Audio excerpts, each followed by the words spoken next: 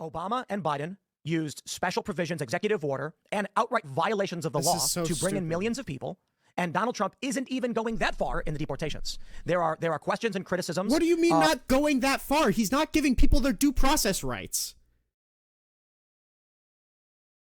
What they're saying, by the way, is that we need to sell out our Constitution. Fuck our Constitution. Fuck people's due process rights. Fuck people's First Amendment rights. We need to terminate the Constitution to fix the mess that Biden left us with. This is literally a dictatorship. This is the Enabling Act. I think one of the biggest stories we've seen in the past couple of weeks has been the deportation or the revocation of visas from students, from activists, protesters, and people with actual legal status in this country. Notably, Trump revoked the legal status of 530,000 immigrants who actually came here legally under a program started by Joe Biden. So we'll talk about that and a whole lot more. We got a couple gentlemen joining us to engage in this debate. Sir, would you like to introduce yourself? My name is Pisco. I'm an attorney. I do streams on YouTube. Pisco's Hour. Well, right on. Yeah.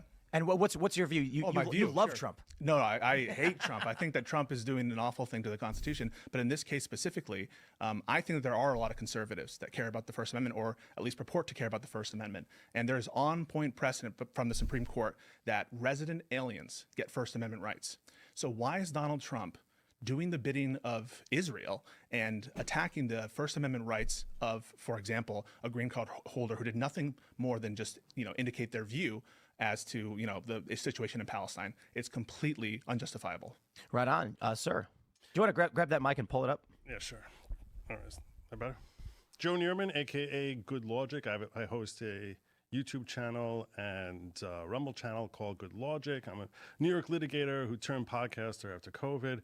I'm a massive free speech advocate. So this dude's a fucking turd, by the way. I watched his there's a video that I have going over one of his debates with Destiny.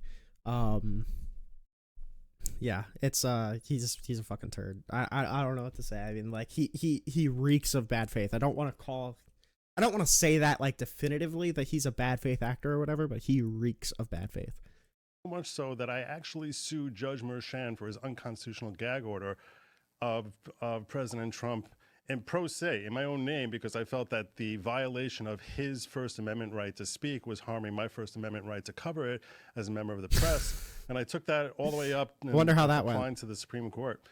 But on this particular issue, we're talking about Mahmoud Khalil, this is not a First Amendment issue. Sometimes a free speech issue is a First Amendment issue. Often it is, but this is not a situation like that. I look forward to getting into it with you. Right on. Well, everybody, make sure to smash the like button. Share the show if you do want to hear this debate, or if you think people... And to be clear, in regard to the Mahmoud Khalil revocation, I do think it's probably a violation of the First Amendment, but there is some statute that kind of permits it. The question is if, well, it's not a question, it's pretty clear. If they have First Amendment rights and we are stripping them of their First Amendment rights, whether it be through a piece of legislation or not, it is unconstitutional.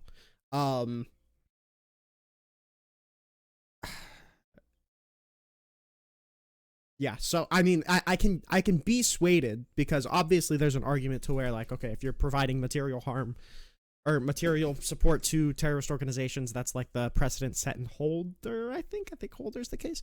Then obviously that's a separate thing. I don't think Mahmoud Khalil has been proven of providing material aid to terrorist organizations, nor do I think they even accused him of violating the statute that conservatives often cite. So, I mean, like, the Trump administration is in the wrong regardless. I just don't know.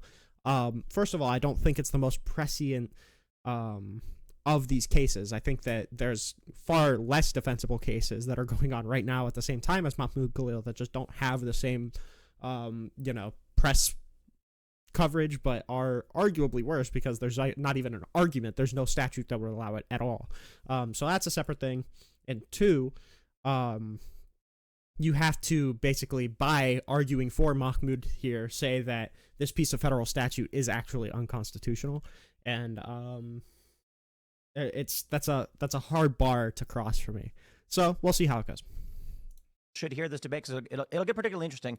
Not just the immigration issue, but of course there's a whole bunch of other issues, as you already brought up with the courts and how it affects Trump and this country. But let's just kick it off, man. Tell us what you think. Yep. Let me give a little bit of context. So Mahmoud Khalil, he was one of the organizers of the protests we saw at Columbia. He had I believe it was a 2-year conditional green card, which got revoked by the State Department. He is currently pending deportation, but he's not the only one. I think there may be 4 others. These are individuals who are here on legal status with legal visas who are now having their visas revoked and facing deportation. The Trump administration says that Mahmoud was engaged in activities aligned with Hamas, and that was a national security threat. So there's a lot more to the story, but why don't you tell us what you think let's first start with what this is not about. It's not about criminal activity. It's not about alleged crimes. I think both of you can agree that we have to take the allegations of the government. We can't invent new rationales for why Mahmoud Khalil is deportable. Do you agree with that? Yes. Okay. So I don't want to hear anything from people in the comments saying he occupied, he helped occupied, or that he's giving material support to Hamas. If the government does not allege that he's giving material support to Hamas, why should we at all assume that he is and invent new rationales for deporting him? And obviously there's no evidence that he's in connection with Hamas or giving any material support to them. So I think that the first point is some agreement that we only discuss the allegations and the actual basis of removability for Mahmoud Khalil. Well, I want to be clear before we begin this, so we frame our discussion in a healthy way. Whether we're talking about this from a legal perspective or from a moral perspective or philosophical American culture type of perspective, we can attack this as attorneys and talk about whether or not what's happening here and who's in the right and who's in the wrong. Or we can attack this as far as from a moral and philosophical perspective. And I want to make sure that we're both on the same page so that we don't jump back and forth, that I'll make a point about the law and you'll say philosophically that's wrong, or I'll make a point about philosophically and you'll come back to the law. So can we pick one? And because I'm sure that Khalil loses on any of those, any way you look at it, philosophically, legally, or as far as American constitutional perspective, like what's a healthy philosophy of our Constitution, he loses every way. So you pick the direction you want to go, and let's go there. So to be clear, you're not willing to concede the legal argument here. Which legal argument are you? That is the First Amendment argument. You're not going to concede it. That this is a First Amendment argument. You're not going to concede that Trump is violating the First Amendment by not even close. Okay, no. So let's deal with that first, because I think you would agree that if you thought that the First Amendment was being violated by Trump, you would have to condemn him, wouldn't you? I would. Yeah. Because the First Amendment's important to you. You just said that you went through all this I went litigation. all the way to the Supreme Court So personally. let's start there. And I think that would get into some, perhaps some philosophical territory. I'm not willing to shy away from that. I think it's also, a good idea morally, practically, to have the First Amendment. But let's stick with the First Amendment. Okay. And so I guess my first question for you is, do you think Mahmoud Khalil, a legal permanent resident, let's take the strongest case, do they have First Amendment rights, yes or no? Quick caveat. He wasn't a permanent resident. He had a conditional 2-year green card. Sure. But do you want to assume for the purpose of the hypothetical that he is a permanent resident? No, I'm not assuming anything. Okay. Because you're saying he's acting unconstitutionally to change the nature of as far as... So, okay. The reason that I think Pisco is doing that is I'm under the assumption that somebody who holds a 2-year green card or who is a lawful permanent resident would probably hold the same rights. Like any rights that would apply to a green card holder who is a lawful permanent resident would probably also apply to a green card holder that's here for 2 years. My guess is that the rights afforded to them by the government would probably be the same thing. What the actual set of He facts has a conditional green card, which basically means you have to, reapply after 2 years to get like the 10-year green card visa. But for all intents and purposes, he is an LPR, and he has the government has cleared him to stay in this country. He just needs to go through, a couple extra procedures to make sure that it's not a sham marriage, that kind of thing. Are you willing to concede the fact that he obtained that green card through deceitful and illegal means? No, I'm not. Not at all. That's a pretext. But why don't we stick to the initial issue, which is, does he even have First Amendment rights? Oh, so I'll say is the First Amendment rights that he enjoys, like any illegal alien, do exist and are... Did he just... If he's a green card holder, he's not an illegal alien, but okay. Are not nearly the same level as the rights that an American citizen has. So to be clear, and I want to see what you think, you agree that LPRs, lawful permanent residents, even though it's conditional status, I understand that, have First Amendment rights. That is correct, right? I don't know. I agree that the Supreme Court has said that there is some level of First Amendment rights, but ask yourself this: why? Why do they have any First Amendment rights? Why do we give them civil liberties? Why has the Supreme Court granted them those liberties, which were created for the protection of American citizens? So why is it for the benefit of American? Well, I mean, if they were created for American citizens, it would have said citizens in the First Amendment. They specifically, and I'm sure I got this argument from Pisco, so I'm sure he's going to make it. They specifically delineate in the Constitution when something is applicable to American citizens and when something is applicable to the people. So, for instance, due process rights is something that we afford, prior to Trump, something that we afford to even illegal immigrants. I believe that the First Amendment is also one of those things, and the Supreme Court has upheld on this. So you have the burden to argue not only was the Supreme Court wrong in deciding this, but also that they basically said people instead of citizens in the First Amendment because it was just some oversight and they weren't super careful with their language. Right? Because you recognize our government was created by, for, and of the people. It says we the people. And the people are citizens, correct? No, that's not true. The Constitution is clear where it wants to refer to persons and people and where it refers to citizens. For example, in the 14th Amendment, there's a privileges or immunities clause. It speaks about the privileges or immunities of citizens. When it's talking about the requirements for who's the president or for who is the senator, it says citizen. When it says, the right of the people to keep and bear arms, or for example, the right of the people to be free from, in their papers, persons, and effects from unreasonable searches and seizures. That's referring to persons. And there was a concept of personhood that was broader than citizenship from the attorneys who founded this country and made the Constitution. They were smart people. So I just want to add, I actually agree. We've had this come up many times on our show. The 14th Amendment says all persons born or naturalized in the United States and subject to the jurisdiction thereof are citizens of the United States and of the state wherein they reside. No state shall make or enforce any law which shall abridge the privilege. Yeah, so also here specifically, it uses persons to refer to people who are not citizens, and then explains the criteria for citizenship. Here specifically, just within that one sentence, is a specific delineation between persons and citizens. Privileges or immunities of citizens of the United States, semicolon, nor shall any state deprive any person of life, liberty, or property without due process of law, nor deny any person within its jurisdiction the equal protection of the laws. So what we've highlighted often is that it draws a distinction between persons and citizens, specifically identifying initially all persons born, later on the clarification of what makes someone a citizen. So there's two distinct definitions here.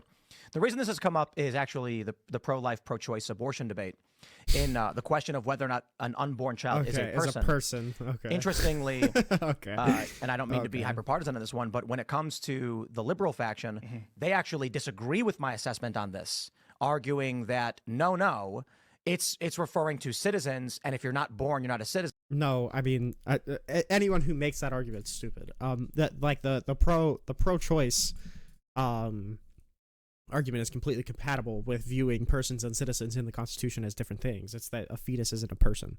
That's a super. I'd have to see the kind of argument that someone would say that someone would use to say that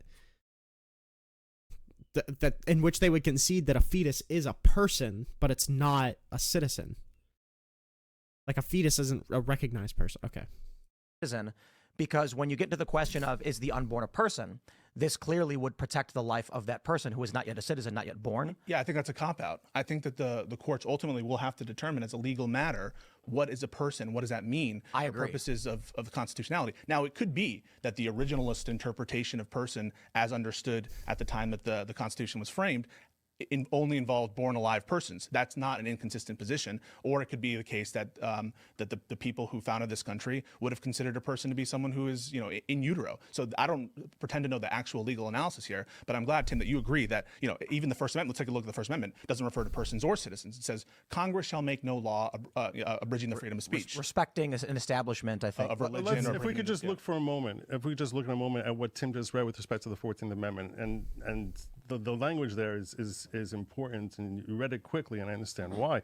But there's a distinction there as far as between citizens and persons in that 14th Amendment. And what is promised to persons, those who are not citizens? What's promised them is life, liberty, and due process, not the civil rights in general. So to say that applies, it actually is. That's true, but this isn't the only amendment that delineates between persons and citizens. For instance, in the First Amendment, it literally says to the right of the people. It says people specifically. Whereas when it's talking about like qualifications for running for president, it says, citizens. So to say that in this particular thing, it doesn't get in the 14th Amendment, it doesn't guarantee people all of the rights within the Bill of Rights. That's fine. But it also doesn't guarantee citizens those rights within the Bill of Rights. It says people. And this amendment only delineates that people and citizens are used differently within the Constitution, which is something that we already had. You don't necessarily need the 14th Amendment to make that specification, I don't think. Implicitly against your position. It's actually going to the point that citizens specifically in the 14th Amendment, it doesn't say that the Bill of Rights are only guaranteed to citizens. It doesn't say that in the 14th Amendment at all. How does it cut against Pisco's argument? Ones who have crafted for them our civil liberties, and the only protections that America is willing to afford to those people who are not citizens of this country is life, liberty, and due process. Well, clearly the Supreme Court disagrees with you. You acknowledge that the Supreme Court disagrees with you. What I'm saying is you acknowledge that, yes or no? Bring up the language of the First Amendment. It specifically says the people. It doesn't say the citizens. I agree that when you talk about the Wixon case that you're thinking of, recognizes that there are some civil liberties that are afforded to people including who are not in that citizens. case specifically that's the First Amendment. Is that right? That's a direct concession. What? He said that the 14th Amendment doesn't illustrate that civil liberties are given to illegal immigrants, but then he says, okay, yeah, that case that you're referring to does say that immigrants are, afforded some civil liberties. Okay, that cuts against exactly what you were just saying. What? So, yes. Okay, and it's not just the First Amendment. 10 minutes. There's procedural due process cases that aliens have access to. I'm using the term alien here because that's the term used in the because it's the proper term. It's the proper term. That's why.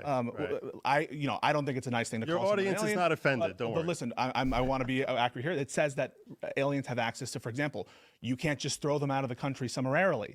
There are procedural due process issues, even for people here illegally. Well, not even in the absence of the Administrative Procedures Act, there's a constitutional notion of procedural due process that has purchase on persons, and as said in the 14th Amendment, and they're entitled to due process. And in the Fifth Amendment against the federal government, which is what is at issue here, what you just said and what you acknowledged is, despite what you might think about why the country was formed, the consistent case law has been that persons in this country have access to a lot of civil liberties. I don't know why we wouldn't extend it to the First Amendment if you acknowledge there's case law on point about it. And specifically when the First Amendment says, Congress shall make no law abridging the freedom of speech. Right, and the Supreme Court has recognized, while they recognize the First Amendment right, they also have equally recognized that the First Amendment right of someone who's visiting this country are not as robust as the protections that American citizens have. Do you admit that? I'm not so sure. For people already admitted into the country. So there's a difference that I acknowledge that the country makes between exclusion matters and for people who are in the country. The key example of this, by the way, are the Chinese exclusion cases. I'm sure that you guys, maybe your audience is not familiar, but there was a point, the first restrictive immigration laws in this country, up until 1870 thereabout, we had open borders policy in this country. Complete open borders, except for the Alien Enemies Act and the Alien Friends Act, which maybe we'll get to. This is actually pretty interesting because it actually functioned this way well after the 1800s. I went to San Diego and was talking with people on both sides of the border. And it's actually, I think in the past, 50, 60 years, where the border became heavier. And it used to be, even up to like the early 1900s, you could just walk into San Diego and back and forth. Only recently, I guess, with national security concerns, communications, and population density, has it become much more rigid. Yeah, that's totally correct. And the first restrictive immigration laws were against Chinese people. It said, the first it was vagrants and stuff, but ultimately it said Chinese people, if you're of Chinese or Asian descent, you can't enter the country. And that case has not been overturned. Right. And you acknowledge that. So I recognize, I hope that I'm not sure what your point is as far as that case not being overturned. So the point, if that's still binding law today. So the point is, I recognize, even though I may disagree, that and it's interesting, I think, that Trump did not argue that it actually was a Muslim ban and seemed to assume that a Muslim ban, when he instituted a travel ban, would be unconstitutional. So I don't know how viable that precedent is. But in the Chinese exclusion cases, that there is a difference in the law between an exclusion matter and someone. Give me 1 second. Stop streaming, and we will do this recorded. Who's in the country. So no, I actually don't recognize, and I don't know that to be the case, that individuals in this country, even if they're not permanent residents, don't have First Amendment rights. Well, you should review Trump v. Hawaii. You should review Reno versus AADC. There have been a myriad of Supreme Court cases which have recognized the fact that those who are visiting this country, not simply when they're abroad, that we're going to give. I don't know what type of free speech limitations you think that they would be, that we're not going to promise free speech to some foreigner who's out in Greenland or well, Greenland soon to be America, but who's out in the UK, and say that we recognize that they have a right to speak. That doesn't even mean anything. So then here's the question: if Trump issued an order tomorrow and said, if you're a Jew, your student visa is being revoked, right, would that be constitutional or not? Yes, absolutely not. Why not? Because the threshold minimum, because and here's the thing: I've allowed you to engage this conversation in good faith as if this is about First Amendment rights, when this is not at all a First Amendment issue. This is purely an immigration issue.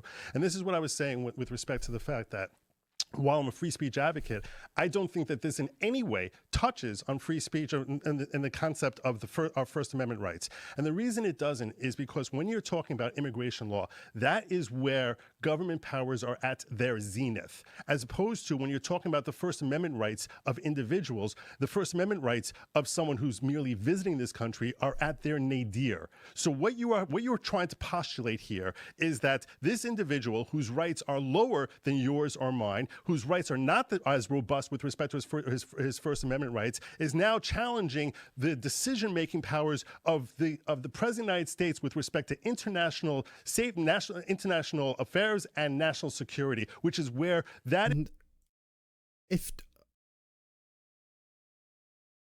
How is that not a First Amendment? The First Amendment would theoretically protect, if they're trying to get rid of somebody, even in the name of national security, but it violates their First Amendment rights, that doesn't matter. So if he does have First Amendment rights, like Pisco is arguing, that this is 1000% a First Amendment issue. This is just all obfuscation to actually avoid touching any of the First Amendment questions. That is where the Constitution carves out the strongest powers and protections and says this is the exclusive domain of the executive branch. That is what you're in conflict here and saying this is unconstitutional. If it's true for free speech, it's true of the religion clauses. The immigration plenary power framework that you've just laid out would apply just as strongly to an argument from free speech, which is in the First Amendment, as to the religion clauses that are in the First Amendment. Here's why he's wrong, if I could just correct that. No, the reason you're mistaken about that is because the Supreme Court, in its insight, has pointed out that the threshold that you have to meet on an immigration issue is that it has to be facially legitimate and bona fide. Facially legitimate and bona fide. So if you talk about some law that the president would throw out there saying, I don't want any more black people coming into this country, or Muslims or Jews or redheaded Irish people, that is not facially legitimate and bona fide, and it wouldn't pass that threshold. What if he says Muslims are more likely to do terrorist acts? What if if he says Muslims, so that's not if he says that as Muslims, if he says terrorists, that's no, he a says problem. Muslims are more likely to commit terrorist acts, and it's facially legitimate. I want to. For me, that's not facial. I don't see how that would be, because to say that everyone who's a member of this religion, which is being practiced by over 1 billion people, is a terror threat, is not facially legitimate and bona fide. What about all of the people who protest on behalf of Palestine? How is that facially legitimate? You could maybe make a case in regard to Mahmoud Khalil, but what about the other 50 people that he already confiscated just for protesting at Columbia? How is that facially legitimate? It's almost 1-to-1 for just banning Muslims, just across the board, or removing all of the lawful permanent residents who are Muslim. It's facially legitimate to say anyone who advocates in support of, even just assume, I do not take it for granted. I just want to be clear. I don't take it as a fact that Mahmoud Khalil supports Hamas. I don't take that as a fact. Let's assume he does. Okay. Why is it facially legitimate to say that what would be, I think you would agree, free speech for citizens? I think you've agreed that that LPRs have First Amendment rights. What's the legitimacy in targeting what otherwise would be clearly protected speech? Just one more. What was LPR? Lawful permanent resident. Okay. Yeah. Right. So the difference, I would definitely agree that all the actions that we know of that Mahmoud Khalil has taken, if it was taken by an American citizen, that the government would be completely out of bounds and wrong for in any way infringing on that. At the same time, Well, I got to ask you, does the First Amendment pertain to illegal activities? no. Well, it defines the scope of what is and what's not legal sometimes. For example, so the First Amendment, if there were a law that said it's illegal to talk to your neighbor, it's illegal to hand out pamphlets in support of Donald Trump, even though there's a law that says it's illegal to do criminality, the Still a Constitution violation. supersedes. And so to the extent that there's an application of law, for example, in the INA that purports to make something illegal, or it would have of no purchase if it conflicted with First Amendment precedent. Did Mahmoud Khalil occupy any buildings illegally? There's no allegation to that effect, and so why should we consider it? True. There's no allegation of that. In fact, Thank there's you. reporting that says that Why are we making claims that the government is not even officially making? They never charged Mahmoud Khalil with a crime, period. Why are we claiming, okay, well, didn't he do this thing? Okay, if they were saying, I'm deporting this person because they were violating the law, that would be a completely different thing. And it would be a completely different argument. But they're not even making criminal allegations against Mahmoud Khalil. It's literally just on the grounds that he was a pro-Hamas, or that he was like a Hamas sympathizer. That's why they're trying to remove his green card. Now, if you arrested somebody because they like called you an idiot, and then you found out that they there was some video of him like doing tax evasion or whatever, that would still make the initial arrest unjustifiable, or the initial deportation, if they deported him because of it, unjustifiable. You're shifting the goalpost and moving the qualifications. he purposely did not attend any of these sit-ins for the reason of he's worried about the status of his green card. I could be wrong, but there were conversations and videos, I believe, that showed Mahmoud Khalil inside buildings that had been under quote unquote student occupation. At the time they were occupied, or any time that, At the time they were occupied. Okay, well, listen, I could be wrong though. I read reporting that said that effectively that he was keeping away from those areas. But even if it were true, don't you agree that Trump, if he wants to do that, he should charge him with, or he should get someone to charge him with a crime? Because in this country, there's a line between admissibility basis of removal and deportable basis of removal. And in order to be deportable on the basis of something like, for example, occupying a building, I assume he would need a conviction under that. No. Yeah. I'll tell you right now, it would be much worse if Trump had charged him with a crime. If his DOJ went out and charged him with a crime, I would be much more bothered by the action, because that would now be because that would be punishing him for his free speech. The Supreme Court. Okay. First of all, if he committed a crime and they charged him with a crime, then that's much more defensible. But then, are we acting like revoking his legal permanent status is not punishing him? Is that the argument that we're making? Has said definitively that deportation and removal is not considered a punishment. I urge you to check. I'll give you the citations. 525 U.S. 471. The case is Reno versus Anti-American Discrimination Committee or Commission. That case spells out very clearly. You cannot pretend, first and foremost, that it is considered criminal punishment, and also that he's held. I agree. I agree that immigration is not a criminal punishment. So that's. I totally agree that that's the precedent of the court. So then ask yourself this: how is it a First Amendment violation at all? First Amendment does not just arise under criminal actions. For example, if the government said that you can't get a liquor license if you're a Jew, or you can't get a liquor license if you support Trump, I think that you would agree that's not a criminal action, but the First Amendment still has purchase. And yes or no? So. And that yes? again is that not a yes? bona fide. Wait, is that yes? You're trying to like catch me on a gotcha No, but moment, and what I'm saying you just to said you that it is- was only for He's just criminal matters, avoiding. and I just want to Yeah, be he's clear just to the avoiding. audience: is it only for criminal matters? What I'm saying is that with respect to someone who's an illegal alien, we are talking about whether or not it's bona fide, it's facially not an illegal bona fide alien. and legitimate. He's not an illegal No, I'm alien. saying is someone who's not an American citizen. Let me ask you guys for clarification, because the Immigration and Nationality Act, Section 221, subsection I, says after the issuance of a visa or other documentation to any alien, the consular officer or the Secretary of State may at any time in his discretion revoke such visa or other documentation. there's more to that. There's exceptions. I don't know that I need to read the whole thing. I think you're both familiar with this. So how does this pertain to Mahmoud? Yeah, Khalil? so there's wide deference in this country for the Secretary of State, for the Attorney General, for the Department of Homeland Security, for the President himself to make all kinds of decisions that would prejudice his right to be in this country. I don't deny that there's the case law is that there's no substantive right for non-citizens to be in this country, that Congress tomorrow could pass a law that says everyone who's not a citizen needs to leave. You don't have a substantive right to be here. But here's the question. Can you do it for illegitimate purpose that's reprehensible under the Constitution? Using the statute, not saying that the statute itself is unconstitutional facially, but as applied, could you say, for example, in my discretion, because you are a Jew, I am taking away your visa? The answer is no, right? Well, would you agree? So far, what I've gotten from what you're saying is that it sounds like the reason the Trump administration has not accused him of a crime pertaining to those protests and has simply cited national security concerns is to avoid a hearing based on the arguments you're making. Yeah, that's reprehensible, isn't it? Well, No, I mean, that's not what happens. Well, but the issue is, If it's true, would it be reprehensible to we're really doing this for the crime, but we're kind of sneaking it in? Wouldn't that be horrible? I don't know that they're actually doing it for the crime. I'm If they saying did it that way. if Donald Trump said we don't want people who are not citizens to try and influence our government.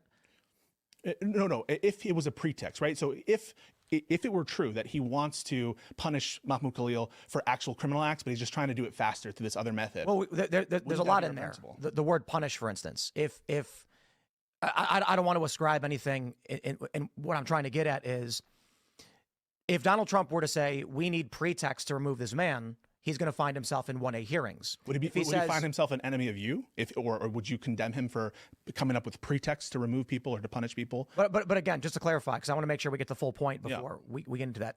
The issue appears to be that the Secretary of State has the legal right for any reason in his own discretion at any time to revoke an alien's visa Under the law, but as applied. But the question is, so there's a reason that Bull didn't answer this hypothetical, and I don't think he's working like distinctly in bad faith or whatever. But he didn't answer. Okay, so if he has this wide discretion for when he revokes a student's visa, can he do it on the grounds that they're Jewish? The answer is probably not, because you probably even if he has deference, it doesn't mean that you can do it on the grounds that somebody is exercising their protected rights. That unless you do want to just bite the bullet that you could just revoke all of the lawful permanent resident status of every Jewish person or every black person, because he has that deference under the law, then you could make that argument, I guess. I think that we're working outside of what is understood in American law at that point.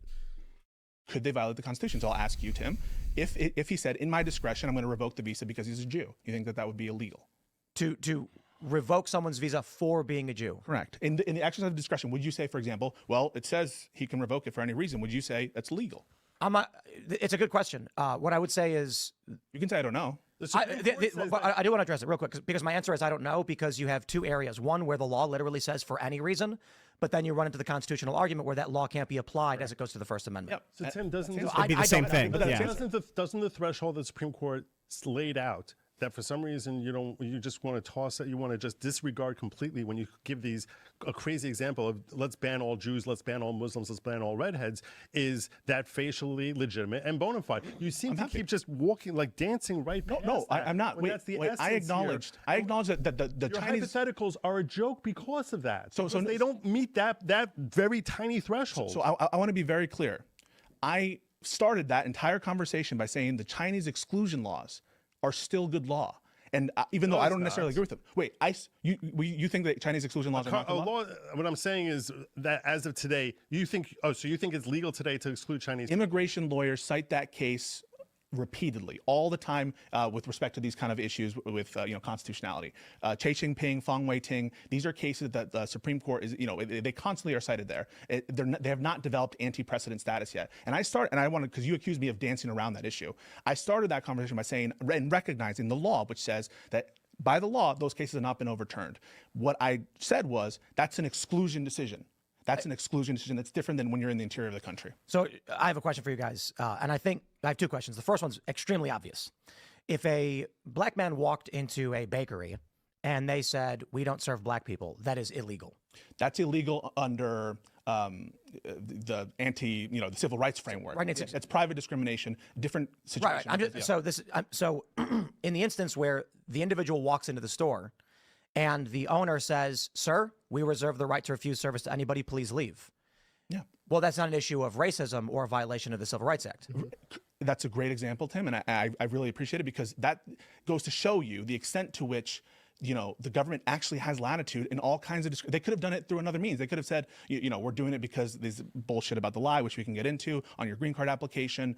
They could have found some other means. They could have charged them with a crime with a neutral ground, but they didn't. The reason they said it's because you support Hamas is because they're trying to signal, they're trying to bully private actors, just like they're doing with the universities, just like they're doing with the firms, just like we're doing with all these actors. They're trying to put a signal and say, hey, if you disagree with us on policy on Israel, we're going to make you hurt. And so you're right. If they actually thought he was a security threat, why not go through the other methods of doing so? But they said it specifically, and Rubio's coming out. So this is about the Jews. That's what it's about. No, listen, you agree. This is about authoritarianism and coercion. Donald Trump doesn't give a fuck about the First Amendment. Oh my God. You see, this is he's suing a pollster. I'm so tired of leftists just coming to these conclusions as far as I can look.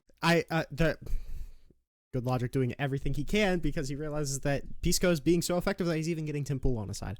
But I mean, the idea that Trump doesn't give a fuck about the First Amendment is super clear. We just saw the executive order trying to basically get rid of bad history within the Smithsonian. We're seeing all of the executive orders trying to revoke certain statuses from law firms.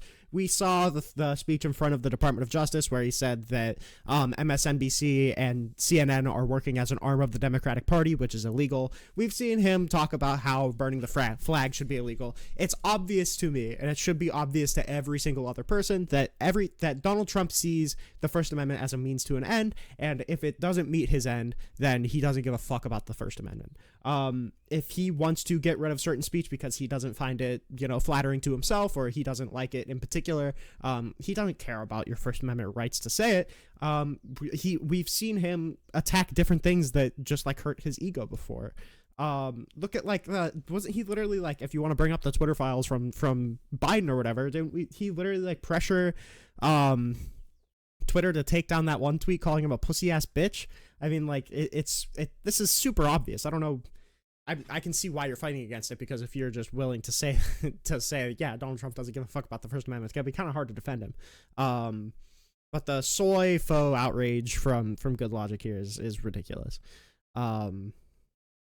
Look inside his head, and I know better than anyone exactly what Trump is really thinking. Even though I've seen policy after policy that is issued that has had nothing to do whatsoever with reaching the conclusions I've reached, I'm still going to come out here and tell. Wait, even though we've seen him sign. Do we think that just because he doesn't care about the First Amendment, that every single one of his actions are going to be against the First Amendment? Obviously, if you're against something, not all of your policy decisions are going to be against it.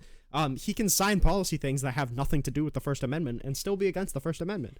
But what's one thing where Donald Trump was trying to bolster the left's ability to speak? Name one time where Donald Trump was trying to give a platform to the left when he was refusing to do the debates, when he was when he's trying to literally pressure people off of Twitter for bullying him, when he's trying to make burning the flag illegal, when he's trying to get rid of art that doesn't paint America in a perfect light from the Smithsonian. Name one time that Donald Trump was fighting for the First Amendment rights of anybody on the left. One time.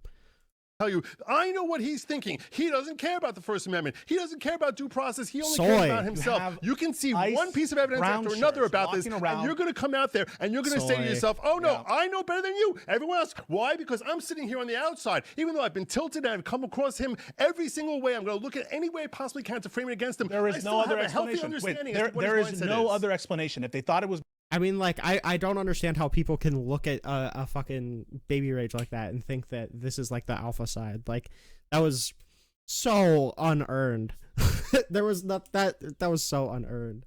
because of his criminal conduct, they would say so. If they thought it was, and now they have this bullshit pretext about after No, the what fact they that he said lied. was, let's look at what they did say. What they said was that we consider him a national security issue. What is this proper procedure to do under that issue, under that setting? And the proper procedure is laid out in the APA that I started with, that you wanted to just jump away from. The APA and the steps that they were actually taking was saying, we're going to process him through an administrative immigration judge, and he's going to examine this to make sure that we are not just capturing him, throwing a bag over his head, and like they're doing with the Venezuelans. Like they're doing with the Venezuelans, yes? I don't know. Like they're doing with the Venezuelans, not even giving them the opportunity to file habeas petitions. What I'm saying, it's disgusting. True. You're defending this regime. Habeas petitions are not. You're not entitled to a habeas petition the moment you get arrested. What the DC A habeas Circuit Court of Appeals said. That's you're mistaken. Supreme Court said, No, good logic is explicitly wrong. I watched the hearing. I watched the hearing on when the Trump campaign was I believe it was appealing to get rid of Boasberg's TRO. And even the Trump campaign lawyer said, and even I'm pretty sure there's a lot of Supreme Court precedents, even Ledecky, surrounding the Alien Enemies Act, saying that these people do, and the Trump campaign lawyers even were arguing that these people do have the right to seek habeas petitions on the grounds of improper detainment. Yeah, that's not even something that the Trump campaign lawyers are arguing.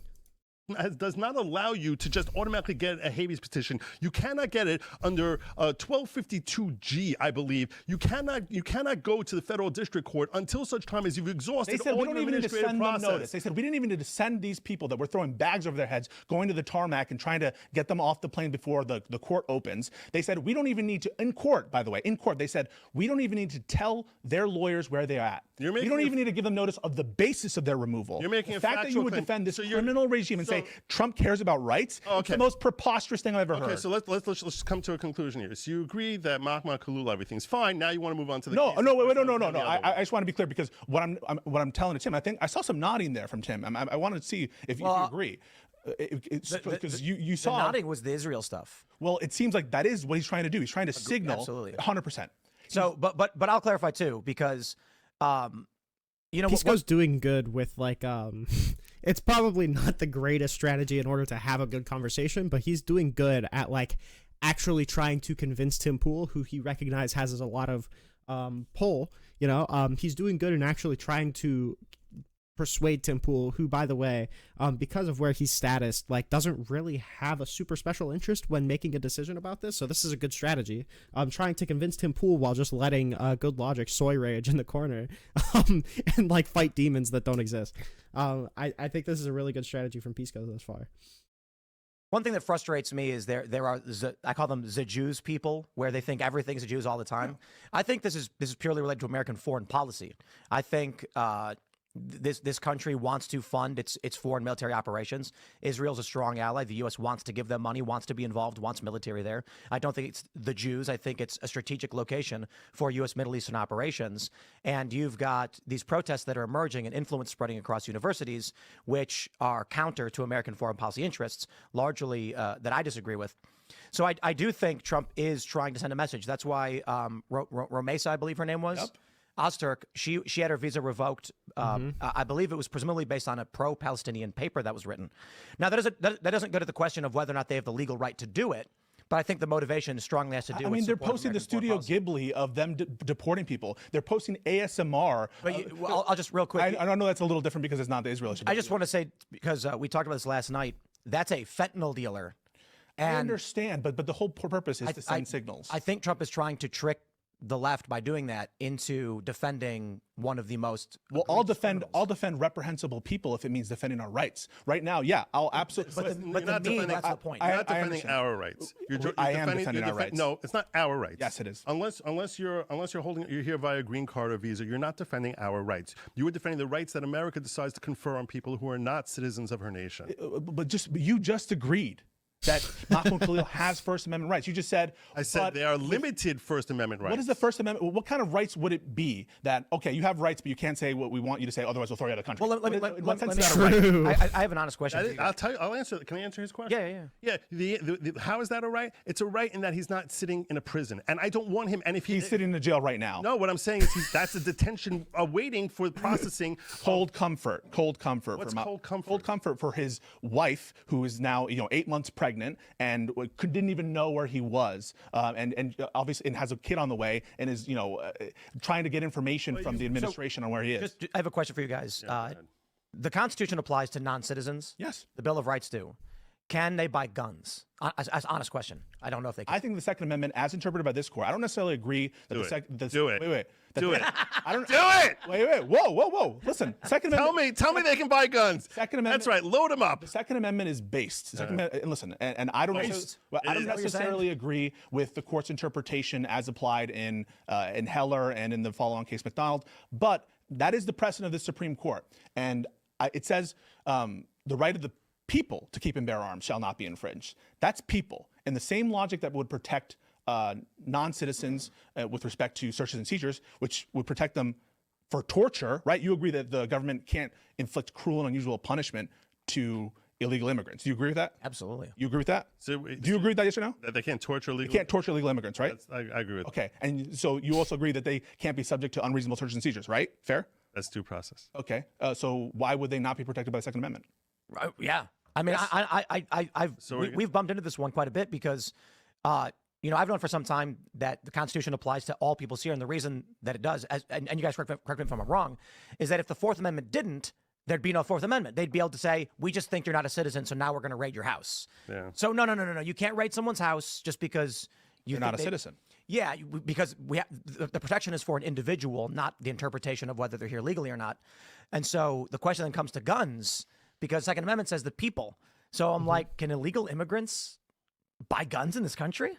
So I want everybody. You're saying when it says the people, that's a limitation that carves out. So you're saying because that the Second Amendment says. I never really considered Tim's question before. I think it's an interesting question. And think about the recent precedent. I need to explain to you where I'm coming from with respect to this, with respect to illegal aliens, because I do believe very firmly that our Constitution, when we're first forming our government, our founders have in mind, why do we have a government in the first place? It's in order to help facilitate and secure the safety of our people. But we have this grave concern, and that concern is very obvious based on history, that once you put a government in power, however that government is run, whether it's democracy or something else, that invariably they're going to crush the people. So we're going to set up not a democracy, which we're not at all a democracy, we're a constitutional republic, and that constitution will safeguard the individual from the powers.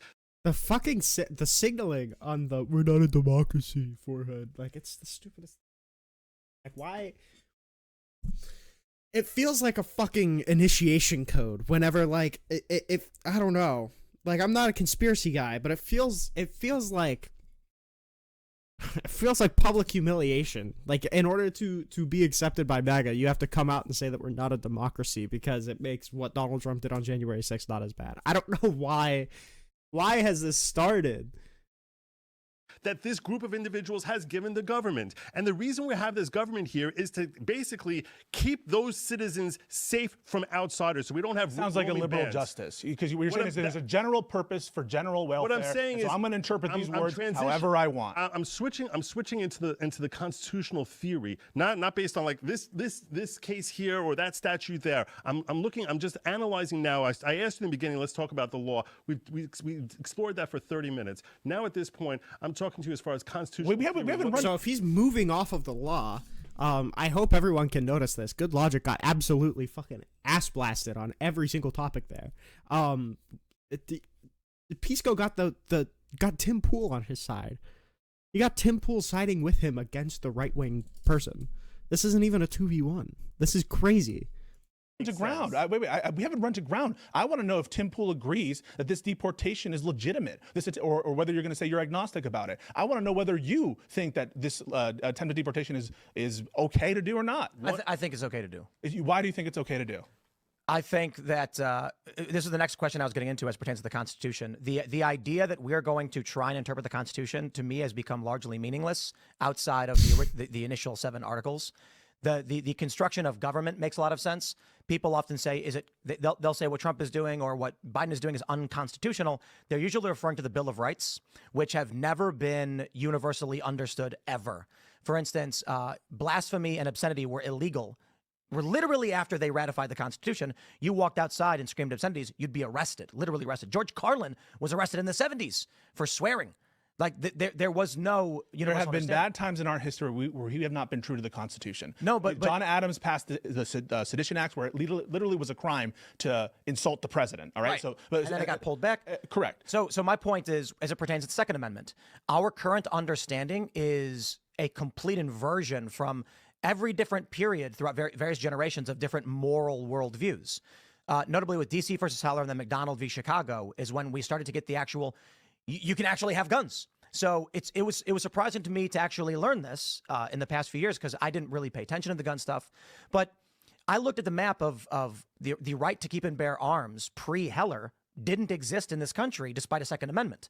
You could have a dismantled, broken up piece of guns throughout your house, but it was actually legal for a state to deny you a permit to carry, deny you a permit to own, and require you to dismantle it in your own house. Initially, the Bill of Rights did not apply us to the states. The Bill of Rights were a framework to apply to the federal government. And so that's why there's that proviso. It only affected D.C. It only affected D.C. And so for the longest time, there was no incorporation, is the term called, of the Second Amendment. That's why McDonald's is a case that incorporates it through the due process clause. But I want to push you a little bit there, because it sounds like what you're suggesting is there's nothing Trump could do, because this is all mushy, it's all woozy, it's all wazzy. There have been times where we disrespected, that there's nothing Trump could do where you would say, I don't like that because of the First Amendment. Is that true? Let me ask you, is it constitutional to... Yeah, what, could you answer that question That's first? a good question. Well, I asked you, Yeah, you were it's kind of like it's really saying, it's really scary,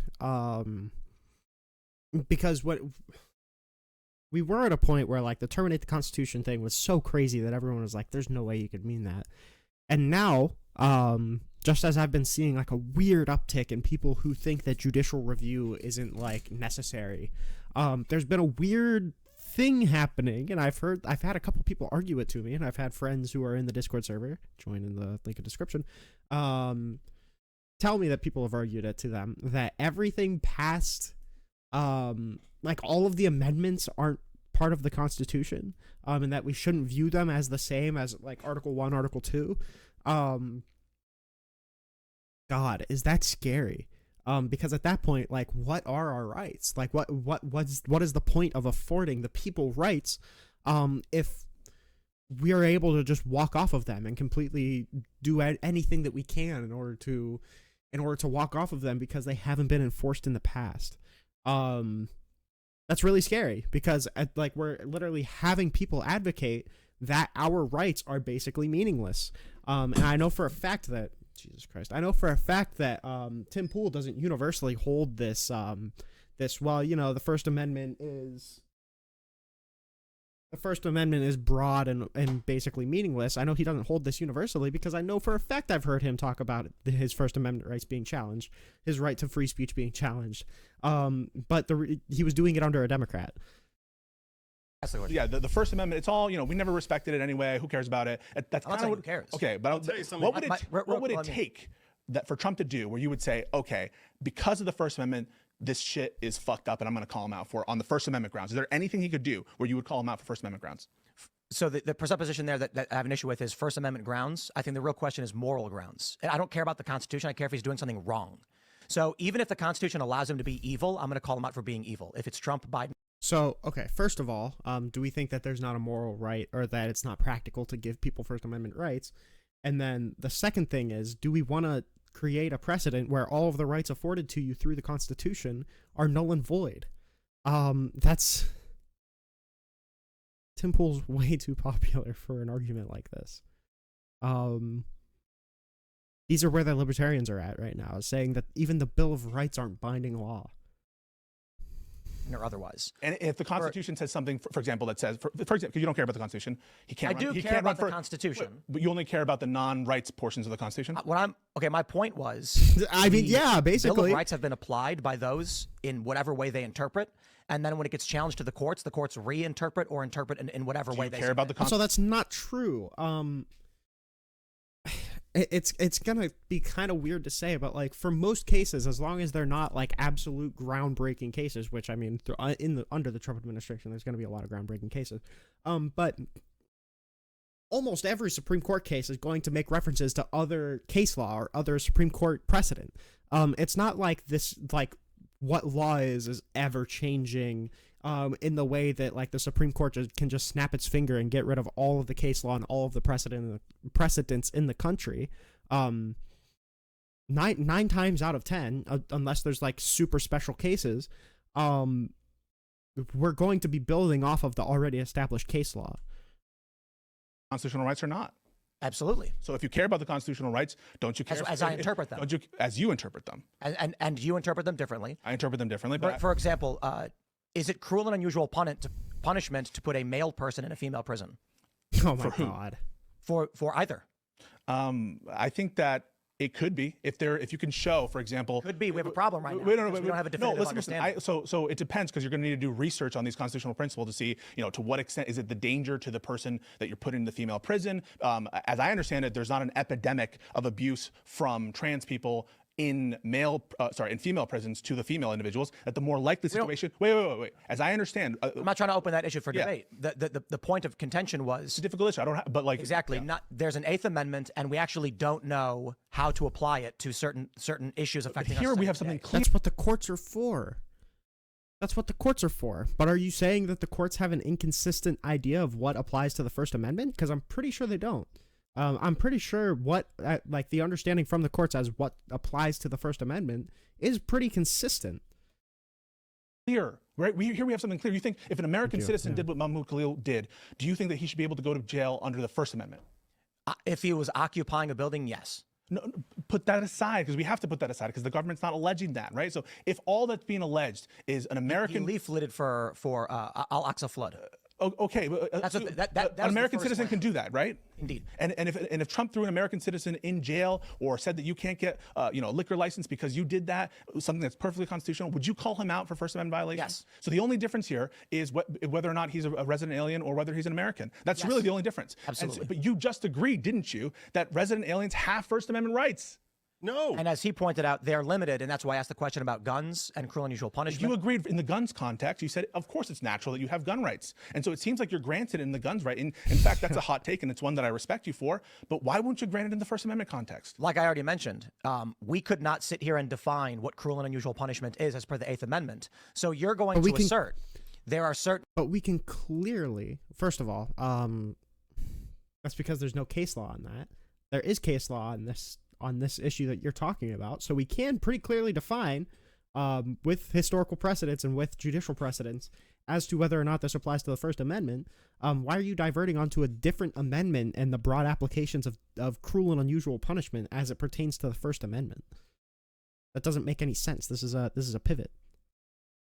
So the argument really just boils down to my moral worldview. That's the issue I take with the Bill of Rights. No, it doesn't. And how we interpret them.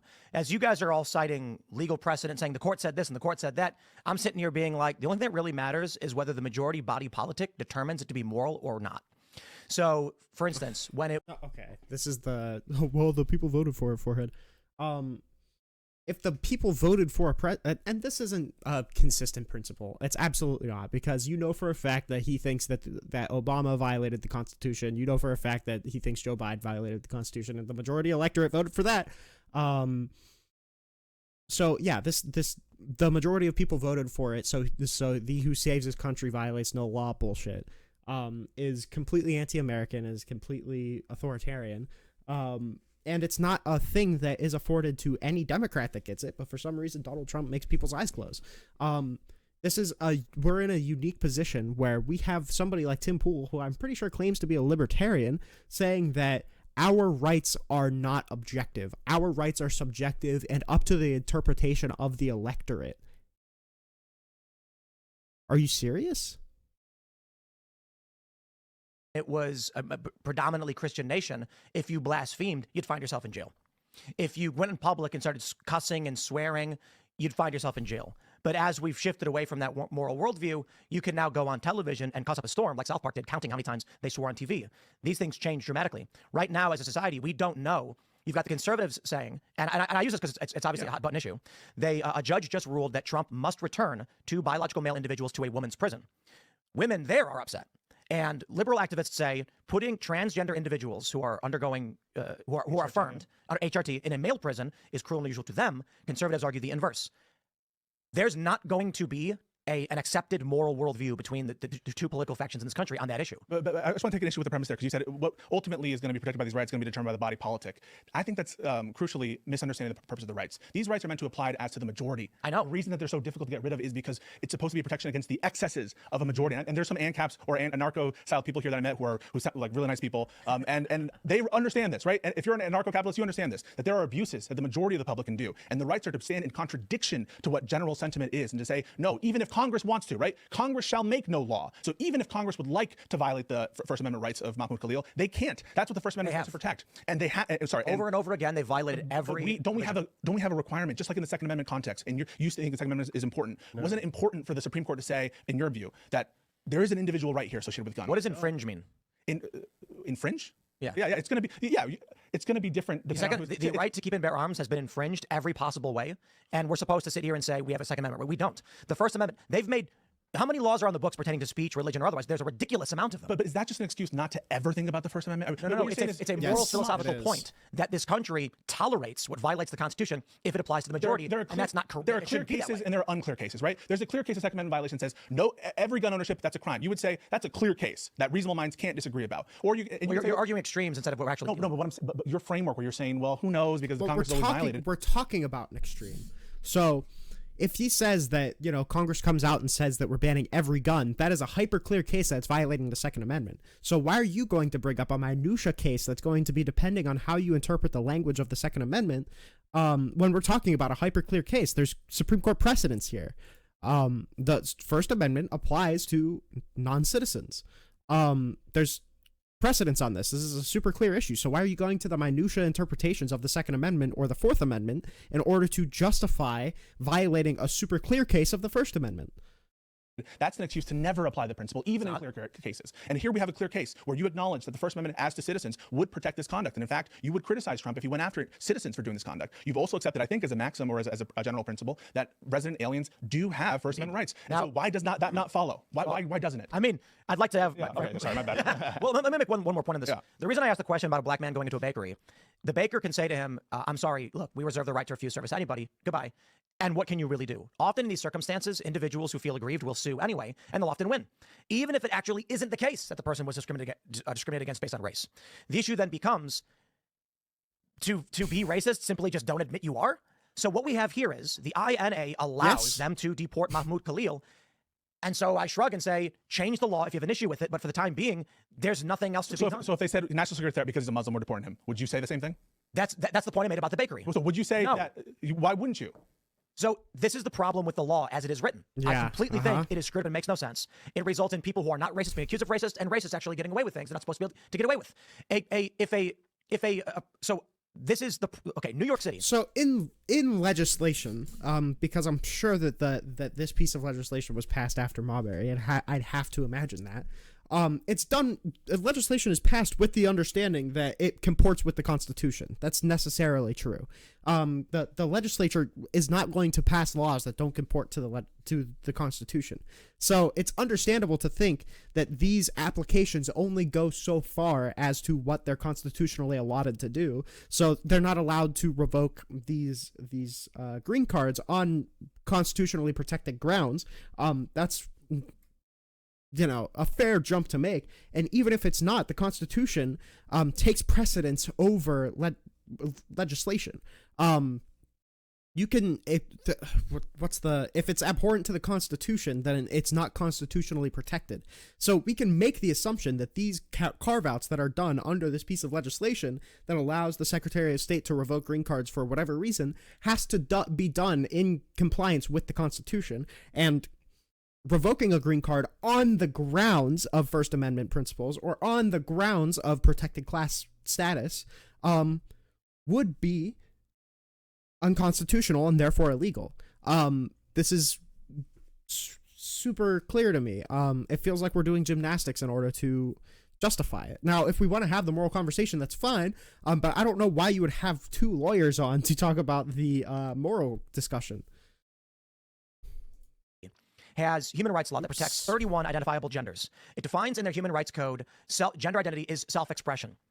So I called a human rights lawyer, 3 of them actually, in New York. And I said, I'm trying to get an understanding of how this law would actually be applied. It says that the clothing you wear, the name you call yourself, you cannot be discriminated against in public accommodation based on these characteristics. They all agreed, yes. I had the law in front of me. I said, so if there is a clearly identifiable biological male wearing a dress with lipstick on who calls himself Susan and says he's a her, they cannot discriminate. This person gets hired for a job. They're allowed to wear female clothing. Absolutely. I said, okay, what if someone dresses up in a fursuit, a furry, and they refer to themselves as Vociferon, Herald of the Winter Mists? I'm intentionally making it absurd. Yeah. They all said the courts would laugh that out of the courtroom. You'd never get through. They would fire you in 2 seconds. I said, why is a judge allowed to laugh at an individual's identity that the law supposedly protects? And the answer would be is that it's not discriminatory to say that anybody who comes in with this kind of attire is in violation of the dress code or whatever. That's not an illegal dress code for the company. Whereas if you say that these people can wear dresses and these people aren't or can't, that is necessarily discriminatory. It's not discriminatory to say that you can't wear fursuits. It is discriminatory to say that you can't wear dresses unless you meet this classification. they said because the judges can interpret as they see fit. And I said, then there may as well be no law at all. I know, but that's the conclusion there. That can't be right? Because what you're saying is then judges can't interpret the provision of the INA. Laugh at a trans person. Okay, but then you're not stating your position. You're just stating basically it's a real fact that judges are going to do what judges are going to do. Indeed, my position is this will go to a hearing, and the INA gives Secretary of State the right to deport, and I don't see any reason why they can't do that. Okay, but my question for you, which you dodged, I'm going to ask it again, is if Trump said we're deporting him because he's a Muslim, you would say yes. Wait, so you would not condemn Trump for that? No. You asked me if would you condemn him for it? Let me slow down. Yeah. You asked me if Donald Trump said we're deporting him for being a Muslim, would you object to it? I said yes. Okay, why would I didn't dodge it? I literally said okay, yes. so why would you not condemn him? So the First Amendment says because he's not saying it's because he's a Muslim. No, I understand that, but this is why the First Amendment says Congress shall make no law respecting the establishment of religion or prohibiting the free exercise thereof. Presumably, you would condemn him for violating the First Amendment, for violating the religion clauses of the Constitution, wouldn't you? Yes. And the First Amendment also says do not abridge the freedom of speech, Congress. So by the same provision, the INA that you said, it says he gives them the right to do it. You would condemn Trump if he cited that provision, and in part of his rationale he said, well, because he's Muslim. But if another part of the First Amendment is invoked as a rationale, now it's different. And now you're not applying that. And my position is, and has been on the Mahmoud Khalil case, is that claiming he's aligned with Hamas is the stupidest thing I've ever heard. It's ridiculous. However, the INA says they can deport non-citizens. But it also says that if they were to put up the rationale of Muslim. But you will condemn one and not the other. Explain that. No. I literally condemned both. I said claiming that he's aligned with Hamas is stupid and wrong. But Should he be deported because But you're not condemning it. If Trump actually initiated deporting proceedings, so what I understand is you have not condemned this deportation proceeding. You haven't, but you would condemn a hypothetical deportation proceeding because he's a Muslim. No, slow down. They can deport anybody they want. On any basis. And it literally says that in the INA. And you wouldn't condemn it. On any basis, and you wouldn't condemn it.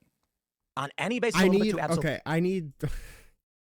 This should go without saying, you would think. But I think Pisco should realistically... He should be asking the question first. Do we at least both agree that if there's a law that is abhorrent to the Constitution, that does not comport with the Constitution, that the Constitution takes precedence over that law?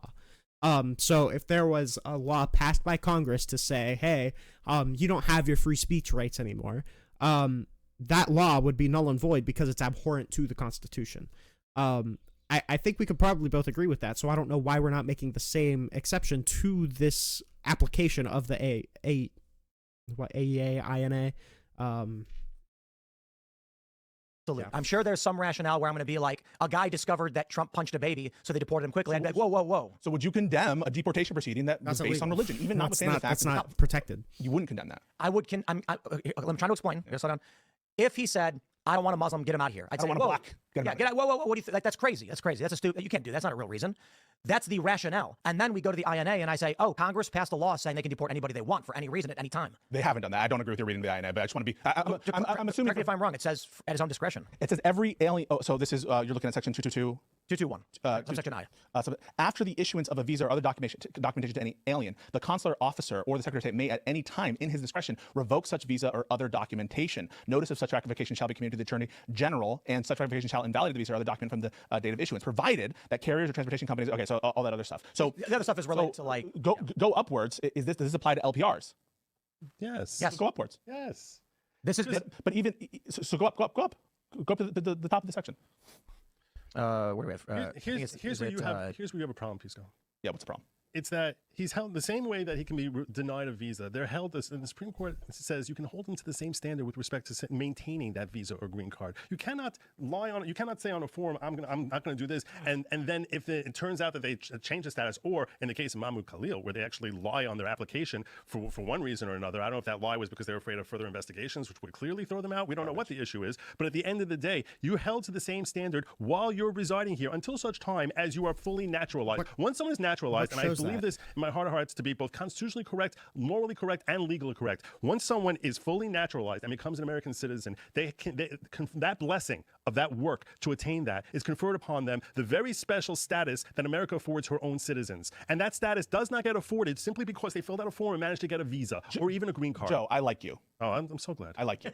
What Tim just said was fucking crazy. I need you to acknowledge that. I don't know what he said. What Tim just said is that legally, the Secretary of State or any member of the administration, I'll even assume the law says what it says and it applies to green cards. For any reason, they can deport any alien. I think the threshold is literally what a threshold I've said now 4 times, which is facially legitimate and bona fide. He said he would not condemn a deportation. That's his moral. That's his morality law. What's crazy about me saying America is for American citizens? What about no, I'm not saying that is crazy for you to say America's for American citizens, but I think that what America is defined largely by the Constitution, right? America is not just a geographical space, right? It's also this pronouncement says we, the people of the United States, are enacting, right? We are actually doing something here with the Constitution. America is defined by its Constitution. So for you to say something like, yeah, Americans for American citizens, well, part of what America is the First Amendment. And so I respect what America is and its highest ideals. And that would be, even if I think that America in principle should cater to citizens more, if America does something that violates its principles, like discriminating on the basis of religion, why would you? I would call it out. I actually think when you map the political conflict we've had over the last 15 years, you come to realize that none of this is actually true. Neither faction really cares about any of the Constitution's Bill of Rights, the laws. It is simply a moral worldview in battle with another moral worldview. We're okay. Does that mean that we should be completely walking off the Constitution just because no one follows it? Do you think that the Constitution is completely useless and that we should be like not fighting for these rights, even though, like, what are you saying? Are you saying that these rights are completely useless and that we shouldn't have people advocating on behalf of these rights because they've been violated before? That's insane. That's giving the government the right to do whatever they want. Just because it's been unequally applied before, that doesn't mean that the people should not be fighting for these rights to be applied as equally as humanly possible. A few examples being the liberal faction consistently trying to take away. And also ask how many times that something has been struck down because of these explicit carve-outs in the rights. Do you think if we started ignoring these specifically carved out rights that we have in the Bill of Rights and the amendments following, if we started ignoring these, tell me that you don't think that would just be the road to tyranny, like literal, just like dictatorship. If these people can start ignoring these rights or acting like these things are not granted because they've been violated before. Right to keep and bear arms in various degrees, arguing that only militias can have them, that supporting assault weapons bans and calling for them more and more. That certainly violates Second Amendment. Then you've got the First Amendment as it applies to we have a right to free speech. It's interpreted a bit beyond government passing a law with respect to an establishment of speech, because it actually restricts the government from using existing law to enforce against speech.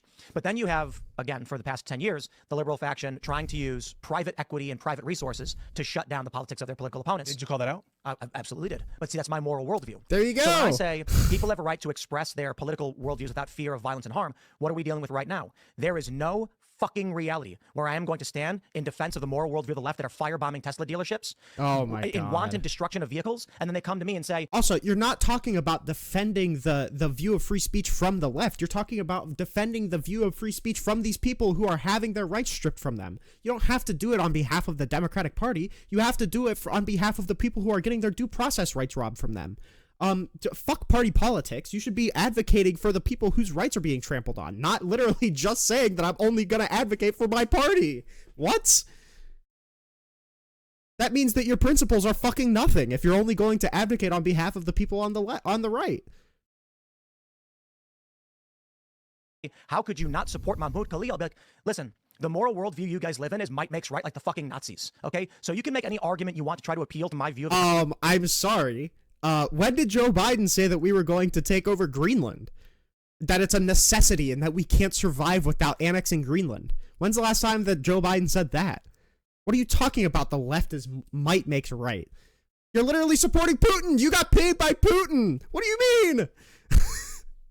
Constitution, and I'm going to say You hate demons the get no left? quarter. So you're not going to stand on business because you hate the left? Yes, Yeah, so that's the I answer. want to be clear. I condemn the Tesla bombers. That is fucking reprehensible. I don't agree with terrorism in this country. I'll call it terrorism. And I'll say, yes, that is terrorism. I condemn it. I think it's horrible. Yep. That's me calling out the left. Why would you say, I think that MAGA and what Trump has done to this country is a fucking disaster. Is it unconstitutional to arrest a person's lawyers when they're facing criminal charges? No. Why would it be unconstitutional? So if a person is Yeah, a person what? is criminally charged, right? Let's say he's indicted, a mobster in New York. Yeah. He hires a lawyer. The lawyer starts drafting his legal defense, and then the AG of New York goes and arrests his lawyers. Depends on what's RICO. If the lawyer fucking shot someone, you would No, RICO. Okay, so let me finish RICO. Yes, if it's a valid RICO case and he can get charges, then yes. If he broke the law, then yes, any prosecution of breaking the law that he did confirmed break is going to be justified. Yes. Just because you have the right to a lawyer, that doesn't mean that you have the right to criminal lawyers. Obviously. They go to the lawyer and say, "You're working with a fucking mobster. We're giving you 2 counts of RICO on top." Oh, no, so sorry. So there you have a question of interpretation of RICO. Can RICO apply to legal lawyers. advice? Okay, and in that case, I'm going to have an issue with criminalizing conduct that amounts to legal advice, genuine legal advice. Like when they arrested Trump's No, lawyers in sorry. Wisconsin and Georgia. So I thought you. So When he gets I just disbarred from- In Wisconsin and Georgia, the lawyers that he's talking about, by the way, are Kenneth Chesborough and John Eastman, who was literally advising him to steal the 2020 election. The problem with Tim Pool is that he does half research and comes up with talking points before he realizes the scope of the evidence on them. Eastman literally admitted that he was asking him to do a minor infraction of the Electoral Count Act. So the problem is that you're going to make these harsh claims about so-called rights being trampled on, but you have no idea about the facts of the cases that you're referencing. He did the exact same thing with Enrique Tarrio. He was like, "Oh, do you know that he wasn't even at the Capitol?" While he was like conspiring with the Proud Boys, a plan to occupy the Capitol for as long as they can to decertify the election. That's exactly what he's doing here right now with Chesborough and Eastman. I just want to be clear. There can be in the course of It's literally like violating attorney-client privilege. That's absolutely can be used in a conspiracy charge. If you're advocating to break the law, if your lawyers are telling you to break the law, that's obviously a part of a conspiracy to break the law. No shit. to give legal advice if you are in a conspiracy to do some other crime. You would agree with this, right? If a lawyer says, "I'm giving you legal advice because I actually want you to do this crime," that's not protected, correct? I don't know. So you answer that question. So hold on. I asked you a question. Yeah. So I said no. Slimy. Okay, so when Jenna Ellis got arrested on 2 RICO counts, She's part of a conspiracy to steal the election in 2020. you see, Thank that's you. the point. You decided to interpret legal advice as a crime. No, because they're Sure did. Hang on a second. So you're taking the view that nothing with A respect to lawyer who lawyers. drafts a letter for a client should be criminally charged for it. What if that letter says with respect to hiring a mobster to hit someone? Would you say that? A lawyer Hiring participates. Sorry, I'm going to ask the question Yeah. again. What if the lawyer writes a letter saying that we think that it is justifiable under this U.S. code for you to pay somebody to kill somebody because you're not actually killing the person? Is that protected legal advice? Or in Eastman's case, let's say that we're asking you to violate the Electoral Count Act on the grounds that it's unconstitutional. Is that protected legal advice? Because the answer is obviously fucking no. Again, if the lawyer drafts a letter to a mobster to get someone assassinated, would that be protected because it's a lawyer who drafted it? Just for clarification. Yes or no? I need to clarify what you mean. You're saying the letter would instruct or attempt to bring a person into Either. Both. Let's do the 2 examples. You can answer both. One is it gives advice for how to get away with hiring a mobster, or it says these are instructions for hiring this particular mobster. Wait, I'm going to get an answer to this question. Wait, Here's why you don't deserve it. No, I'm going to get an answer. I'll get an answer. I don't want to speak for you. I'm just telling you this is why this is the disingenuousness with which you're addressing this. Because when we're talking about Mahmoud Khalil, you talk about things that he likely has done, and you say we can't bring those facts up because he's not charged by the government. So we have to pretend that those facts had not.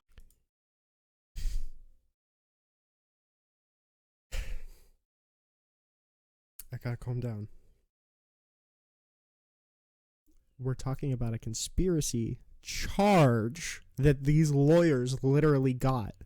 It's not inconsistent to say we shouldn't include things that the people aren't charged with when Mahmoud Khalil is legitimately not charged with any of that, And Eastman and Chesborough were literally charged with that multiple times, and they were disbarred over it. And we have the memo. Like, this is completely, like, there's nothing hypocritical about it, even a little.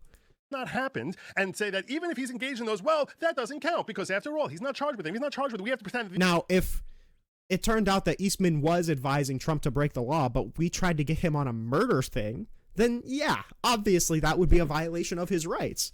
But Mahmoud Khalil is not being gotten on occupation of private property. He's not being gotten on any illegal activity. He's not being alleged of any illegal activity. He's just being deported because he supports Hamas.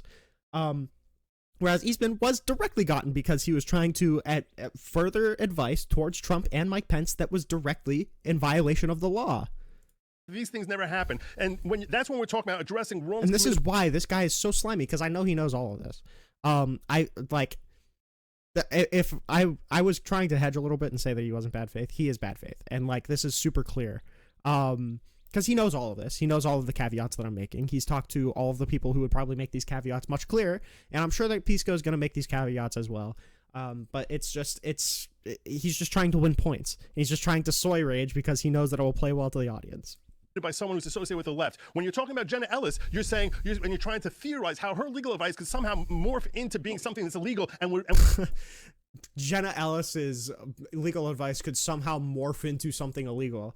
Meanwhile, Eastman literally emailed Mike Pence, I implore you to consider one more tiny infraction of the Electoral Count Act, literally saying to Mike Pence, hey, let's break the law to put the election on hold.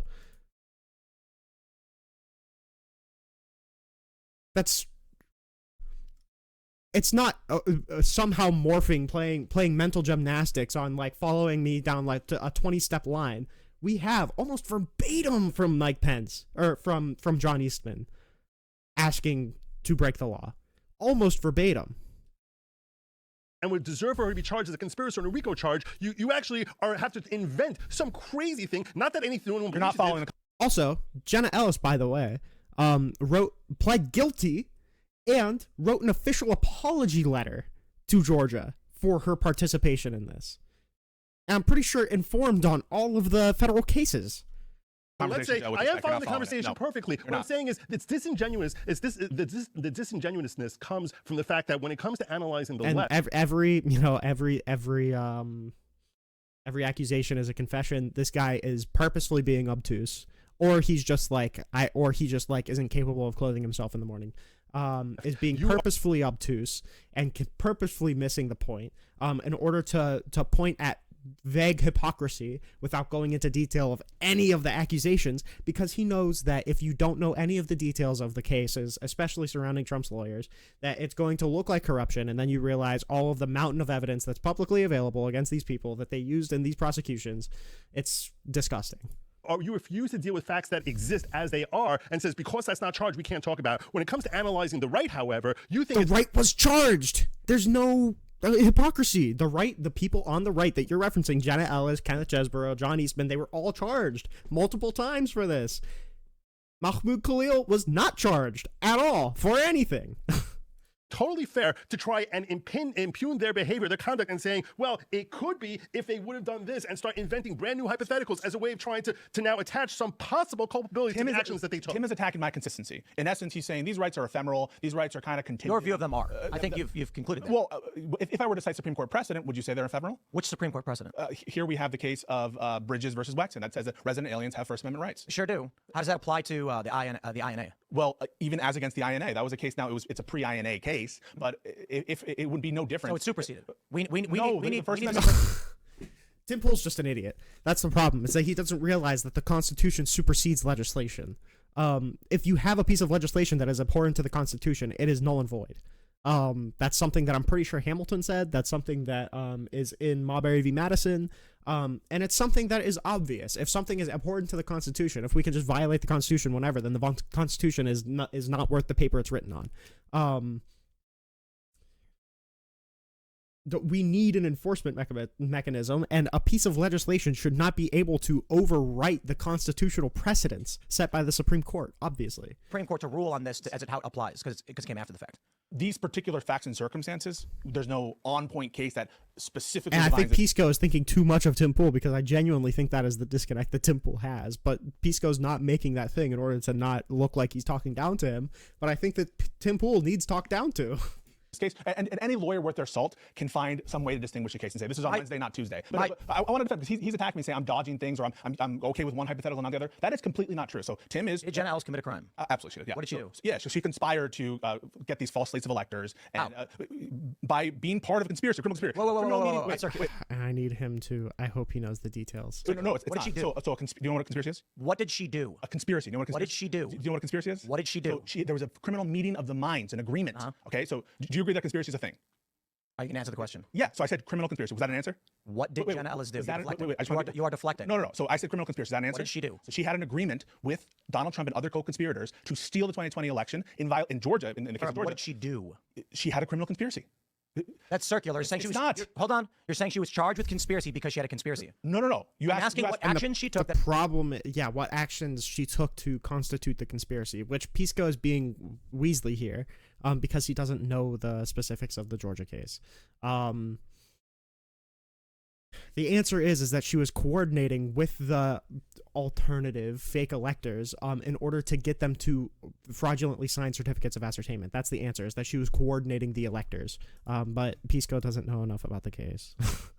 That violated the law. Yeah, so the action of the overt acts of communicating with other members of the conspiracy, helping them, giving them resources. That's not what she was talking to charged people. with. No, she was charged. She was charged with conduct related to the attempted theft of the election. And I don't, as I sit here, I don't know the. It was for drafting a letter. Facts. Yeah. So requesting like legal documents from the state. Requesting documents. No, signing false official.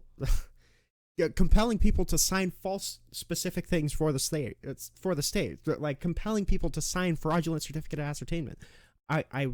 Pisco should just bring up the charges. I know that he doesn't have a computer or whatever, but he should just say, "Hey, look up the Georgia indictment. We can read it right now." Was in furtherance of the conspiracy. Requesting documents. But it's interesting that Poole has immediately ready to bring up the provisions of the AEA or the INA, but he doesn't. He can't just Google Donald Trump Georgia indictment, and he can't just read what Jenna Ellis is being accused of. It's all public, and she pled guilty. Get fake slates of electors and to try to steal the election. You see, again, yes or no? This is where the debate usually stops. Why? In the 1960 election, I've had this Kill debate me! times. Oh my JFK, God! Nixon, the uncertified slate was sent for JFK, even though the election had already been called. They did not resolve the case until after the count had the safe harbor provisions, but they decided, we're going to send an uncertified slate anyway, and it was never considered fake. Now, if there was Supreme Court precedent, it was. They sent it with the consideration of the governor, and then the governor certified it after he won. This was done completely in concurrence with the Electoral Count Act. All of Trump's were not. that said after the fact that uncertified slates of electors, meaning electors that were not duly elected but were submitted anyway, if they set precedent saying you cannot do this, and Congress passed a law saying this is expressly illegal, I'd agree with you. But they didn't. The legislation in the Electoral Count Act says that it's explicitly illegal, but that's not what Trump did. Trump was trying to get Mike Pence to unilaterally certify them at the joint session. So the legal theory that emerges in the 2020 case, though I disagree, I think Trump lost. I disagree with the people who think Trump won, was they've done this in the past. Why don't we have our electors submit before the safe harbor provisions, just like they did in Hawaii? Then Pence can choose to count or otherwise depend based upon what the judges rule. Now, if Donald Trump takes issue with an election or anybody, and it wasn't based off of what the judges rule. It was unilaterally. That was in the second Eastman memo. Unilaterally, so like bypass Congress and even wait for just on the grounds that there's pending litigation to choose these electors. It's not the same. It's because Tim Pool doesn't read, or he's being purposely dishonest. I can't tell. The more I watch Tim Pool, the more I think that he's just stupid. I don't even know if he's being dishonest. I think he's just stupid. Joe Biden, Kamala Harris, whoever, and they say, one, we are required legally to submit any formal paperwork before the safe harbor deadline. Afterwards, we cannot. I don't see how that's a criminal action. More importantly, if Trump because no one has been charged with it before, you think it's not criminal? Because there's no codified law saying it's illegal. The government there's laws against. Eastman said it was illegal. Eastman said it was illegal. Eastman said it was illegal. Eastman said it was illegal. And he was literally talking about avoiding judicial review because he said that the Supreme Court would find it illegal. RICO does not apply. Wait. So it's my point. Wait, so I just want to Make my point for me. so RICO can't apply in any novel situation. Is that what you're suggesting? No, but you are making my point for me, that you've decided to interpret legal advice as a crime to use power against a political So I opponent. ask, can legal advice be a crime? And I gave, and you objected, and you said he doesn't need to answer it. So so I asked you a question: can legal advice itself be a crime? I'm not a lawyer. In some circumstances, So is the answer you don't know? Can legal advice be a crime? Let's broaden that. So, no, why don't you answer it? You can say you don't know. Or do you not understand the terms? It can't be. So if I give you legal advice on how to, do you agree with that, by the way? What? Do you agree that legal advice can't be a crime? Cannot? Cannot be a crime. Do you agree with him? If someone, I don't. When you're saying advice, no, This is the What problem. the fuck, guys? no, because it doesn't make sense. Your question doesn't make sense. You don't understand the term? That's a great answer. This is a crime I want to commit. Right? If someone calls me up and says, "Hey, this is a crime I want to commit," I cannot further assist him. It would be wrong for me to then, at that point say, "This is how you can." So can legal advice? Well, it's not legal advice, and I wish Pisco had more facts on hand. I understand that people can't be so super focused on J6 all the time, but to ask a thing very directly, and it would play back so well to Tim Pool too, to ask a question directly analogous to what Eastman said to Trump. Do you think it would be permissible for a lawyer to say that, hey, you as my client, to get to this aim, should violate this law because we believe it's unconstitutional in order to get to this aim? Do you think that should be protected? Because that's exactly what Eastman was doing. So we're gonna I can tell him. Stop. We're gonna get clear answers. The same thing. We're gonna get clear. We're gonna get clear answers. But I'm answering the question. Can legal advice be a crime? Yes or no? No. So what's your answer, Joe? What I'm saying is, if you're giving He's not it ethically, answering. it cannot Oh my be. God. Okay. Assume you're giving it unethically. Can it be a crime? Yes or no? We're gonna get a conflict here. No, we're not. Yes, we are. You're playing a semantic game. No, it's not semantic at all. It certainly is. What about it is semantic? It's 100% semantic. Colloquially, any person who is asked, "Are you legally? Do you have a legal right to legal advice?" 100% yes. Yes. When you use the phrase legal advice, you're playing a semantic game as to the definition you are choosing. What do you mean to by use. legal advice then? I'll ask you. So if I go to a lawyer and say, What do you mean by legal advice? I'm telling you. Okay. So here's an example. We want to do a sweepstakes. We want to actually give our members at timcast.com once a month, we choose someone $10,000. If the lawyer then says, that's illegal, you can't do that, I say, oh, okay, thank you. Now, what if they say, ooh, there's legalities which could make that illegal. Here's how you avoid breaking the law and actually make this work. That's not illegal. So, okay, what if they say that, yeah, you could do this, but there is a law that explicitly disallows you from doing this, but we think that law is unconstitutional, and that you should do this without asking, so there's no judicial review involved, so the Supreme Court can't come back and say that it was unconstitutional. Obviously, that is done in bad faith. That is a bad faith attempt to get around the law on legal theory that it's unconstitutional, but that is in violation of a federal statute. So I'm asking you, as a definitional term, are you willing to provide a definition in your mind for what legal advice is, yes or no? Legal advice is instruction and knowledge applied to an individual to better help them understand the law and how it applies to their circumstances. In using that definition, can legal advice be a crime? If it's just helping them understand, no, it cannot. Helping them with the purpose of, I'll just be clear. Using that definition, providing legal advice for the purpose of helping someone carry out a crime. No. I didn't say that. No. He used a broader definition of legal advice. Okay, let's try again. Let me try again. Let me try again. Here we go. Here's why you're wrong. Yeah. So a guy calls his lawyer and says, and what Pisco should be doing, like I said, he should just be using the exact example of what Eastman was doing with Trump. This would be such a slam dunk if Pisco, which this is the Tim Pool strategy, is to ambush you with some completely unrelated bullshit that isn't related to the topic. Because Pisco probably prepared for the deportation of Mahmoud Khalil and for the AEA deportations. So they brought him on Jan 6, obviously.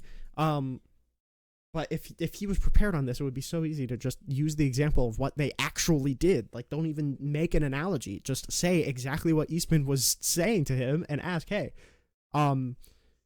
he's literally explicitly advocating for Donald Trump to convince Mike Pence to break the law. Is that good legal advice? Can you be charged for that? Because any lawyer would say absolutely yes. That's why Eastman was disbarred. And Tim Pool, I mean, who knows? But at least good logic would, I'd have to imagine, say yes. hey man, I need money and I'm trying to figure out how to get it. If I were to go to a guy and it's kind of gross because I know that good logic knows this, I know that he knows why Eastman was disbarred, but he's playing stupid because he knows that Pisco doesn't know, and he knows that Tim Pool absolutely doesn't know. At him and say, "Can I borrow $50? Is that illegal?" And the lawyer's going to go, "Yeah, that's illegal. You can't do that. That's you're robbing. You go to jail." Really?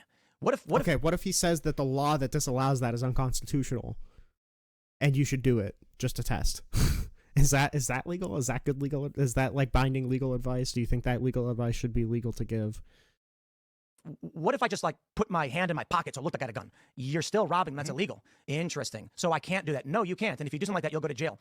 All right. Thank you for the advice. I'm going to construct my actions now in a way that applies to the legal advice you gave me to help me carry out that crime. No, hang on. Lawyer going to jail for that? So what if the intention of the lawyer? That's not what. Oh, maybe okay. Maybe he'll laser in. That's not what Eastman was doing. It's just that's completely wholly disanalogous to what happened under Trump. Was to further that crime and make it more likely. You're a mind reader now? No. In the criminal law, we do this all the time. It's called mens rea. Indeed. One of the biggest things that you have to do as a criminal lawyer is, if you're a prosecutor, is to prove mens Establish rea. a guilty So mind, I'll yeah. ask you, what if the purpose of the lawyer was to actually get him to commit Like poverty? Saul Goodman. Yeah. So wait, but I'm gonna get some answers from you guys one of these days. So if the purpose, You give answers every time. If somebody dodged a question, I answered yes directly if the purpose of the advice is to further the crime, to make it happen, to have the outcome happen, is that legal advice? Can that It be is a crime? no longer legal advice. It is criminal advice. So It is. You are Okay, con- so that's good. Then what Eastman was giving wasn't legal advice. There you go. You put in your definition of legal advice. You're saying legal advice by definition can't be illegal. And if your definition of legal advice says it can't be illegal, then I guess you're by definition correct. But most people's definition of legal advice doesn't include, it has to be legal advice. Do people have a constitutional right to counsel? Yes, But that means they could be providing illegal activities to a defendant. they could be. Do people have a constitutional right to some illegal activities? No, so They have the right to counsel, but the counsel doesn't have the right to purport to give illegal advice to the people. But that wouldn't be a violation of the. Now it depends. If the person asks, "Hey, how can I break this law?" and the lawyer says you can break this law because it's unconstitutional, then that's false on both ends as a part of a conspiracy. But if the lawyer just gives illegal advice with no intentionality, no mens rea, to the person who asked an innocent question, then there's no conspiracy, and it was a mistake by the lawyer. But the fact that somebody has the right to counsel doesn't contradict that counsel doesn't have the right to give illegal advice. They have a constitutional right to legal advice, but doesn't mean that This it's is a semantic issue No, I'm it's not semantic. I'm happy to answer that question. They have a legal right to legal advice, 100%, to access and retrieve that legal advice. That doesn't mean that the advice they receive can also be a crime. There's no contradiction there. Agree? So the Wait, challenge- do you agree there's no contradiction there? No. What's the contradiction? When we refer to legal advice, we are not referring to engagement in criminal activity. And if you have two guys and they're not lawyers, and one It guy is because you said that Eastman is being disbarred and indicted, or Chesborough, or Powell, or Ellis is being indicted due to giving legal advice. They're not being indicted due to giving legal advice as you define legal advice, because they were advocating to break the law. So you could say, okay, if I grant that they were indicted due to giving legal advice, it's because it was bad legal advice. And then you say, okay, there's no such thing as legal advice that asks you to do illegal activity. Then it goes back to your framing that they weren't indicted for giving legal advice. But that doesn't mean that you've made a good argument. It means your definition is bad or you're factually wrong. Pick your poison, I guess. And Pisco isn't doing a good job at arguing this, but I mean, of course, he wasn't prepared to argue this because J6 wasn't the topic, or the indictments of the J6 co-conspirators wasn't the topic, and and he's being double teamed. But advising the other guy on how to rob a bank, that's not legal advice. Just because you have a law degree doesn't make it legal advice. Well, okay, so your definition of legal advice, that would be legal advice. I mean, you gave a definition that didn't say, and by the way, the legal advice can't be part of a criminal conspiracy. You're carving out the thing that would be to definitely understand what is our constitutional right to counsel versus what is an illegal action. So the right to counsel doesn't mean that the counsel you're receiving is legal itself. So they're different things, and there's no contradiction in what I'm saying. To be honest, none of it really matters. Why? Because the interpretation of the actions of Jenna Ellis and Trump's other lawyers, I forgot their names, based in Wisconsin, was that Donald Trump approached them and said, "How do I legally challenge an election?" And they said, "Here's how you do it, and we'll draft it for you." And the government went, "Aha! We know it's a crime, so you're under." Wait, how did those lawyers advise? Was it to violate the Electoral Count Act on the grounds that it violates the 12th Amendment? Because the answer is yes. That's why it's illegal. Correct. All right, so let me change that. It's only hypothetical just to make sure that this principle is being applied consistently. Let's say that Jenna Ellis said, okay, this won't work, this won't work. What you have to do is you have to order the military to seize the halls of Congress and hold at gunpoint all the Congress people. And that will be, that way it'll just be the best way to do it. That's an absurdity. So no, you can say it's an absurdity. It's called a hypothetical. And you provide hypotheticals to people. Are you going to say you're not going to answer it? Unprecedented absurdity without codified law. Wait, are you going to answer it, or you're There going is to say codified it's law there. illegitimate? I don't have to answer it. I'll answer any question you ask. So if the question is, If the Marshmallow Man showed up, Yeah, okay. should Trump should call in the Ghostbusters next? so if Jenna Ellis said something to the effect of, the best way to do this, Donald Trump, is for, and she wanted this to happen, right? Is for you to actually go with tanks into Congress, hold up some Congress people, kill them if you don't want, if they're challenging you. That way you head off any kind of impeachment. So you're saying she instructed them to murder people? To arrest people, to seize it and murder if necessary. In what prospect of law can you go to a court and murder someone in the middle of a hearing? No, you're saying the best. So this is why it's legal. She says one thing that could stop you from stealing the election would be if they held impeachment proceedings and immediately impeached and removed you. So one way to head that off from a legal perspective would be if those people could not attend their sit-ins. And I'm just letting you know, it would be really convenient if you killed them. And I want you to do that. So instructing someone to commit murder is legal advice. I'm asking. Wait, that's not legal advice. If you said, for example, Okay, why isn't Pisco just say, okay, they didn't give legal advice then? Because the legal advice they were giving is illegal. In order to prevent this bad outcome, this bad judgment, you should kill. You should kill a witness. But there's no function of law where you're allowed to do that. There's no legal advice. That's a crime. It's murder. It's tailored to a legal matter. It's tailored to a specific proceeding. Here we're talking about. It's not legal advice to instruct your client to murder someone. No. Okay. So if your definition of legal advice excludes any illegal conspiracy, then by definition you've said legal advice. No, you're trying to justify that Trump, under a circumstance with no codified law making it illegal. We're backing up. We're in very specific territory right here, Tim. And the specific territory is where in the law does it say you cannot send in your slave electors before the safe harbor deadline? Why should it have to say that? To make it a crime. Stop. Pisco. Oh no, Pisco. Oh boy. The crime alleged was not submitting alternative electors.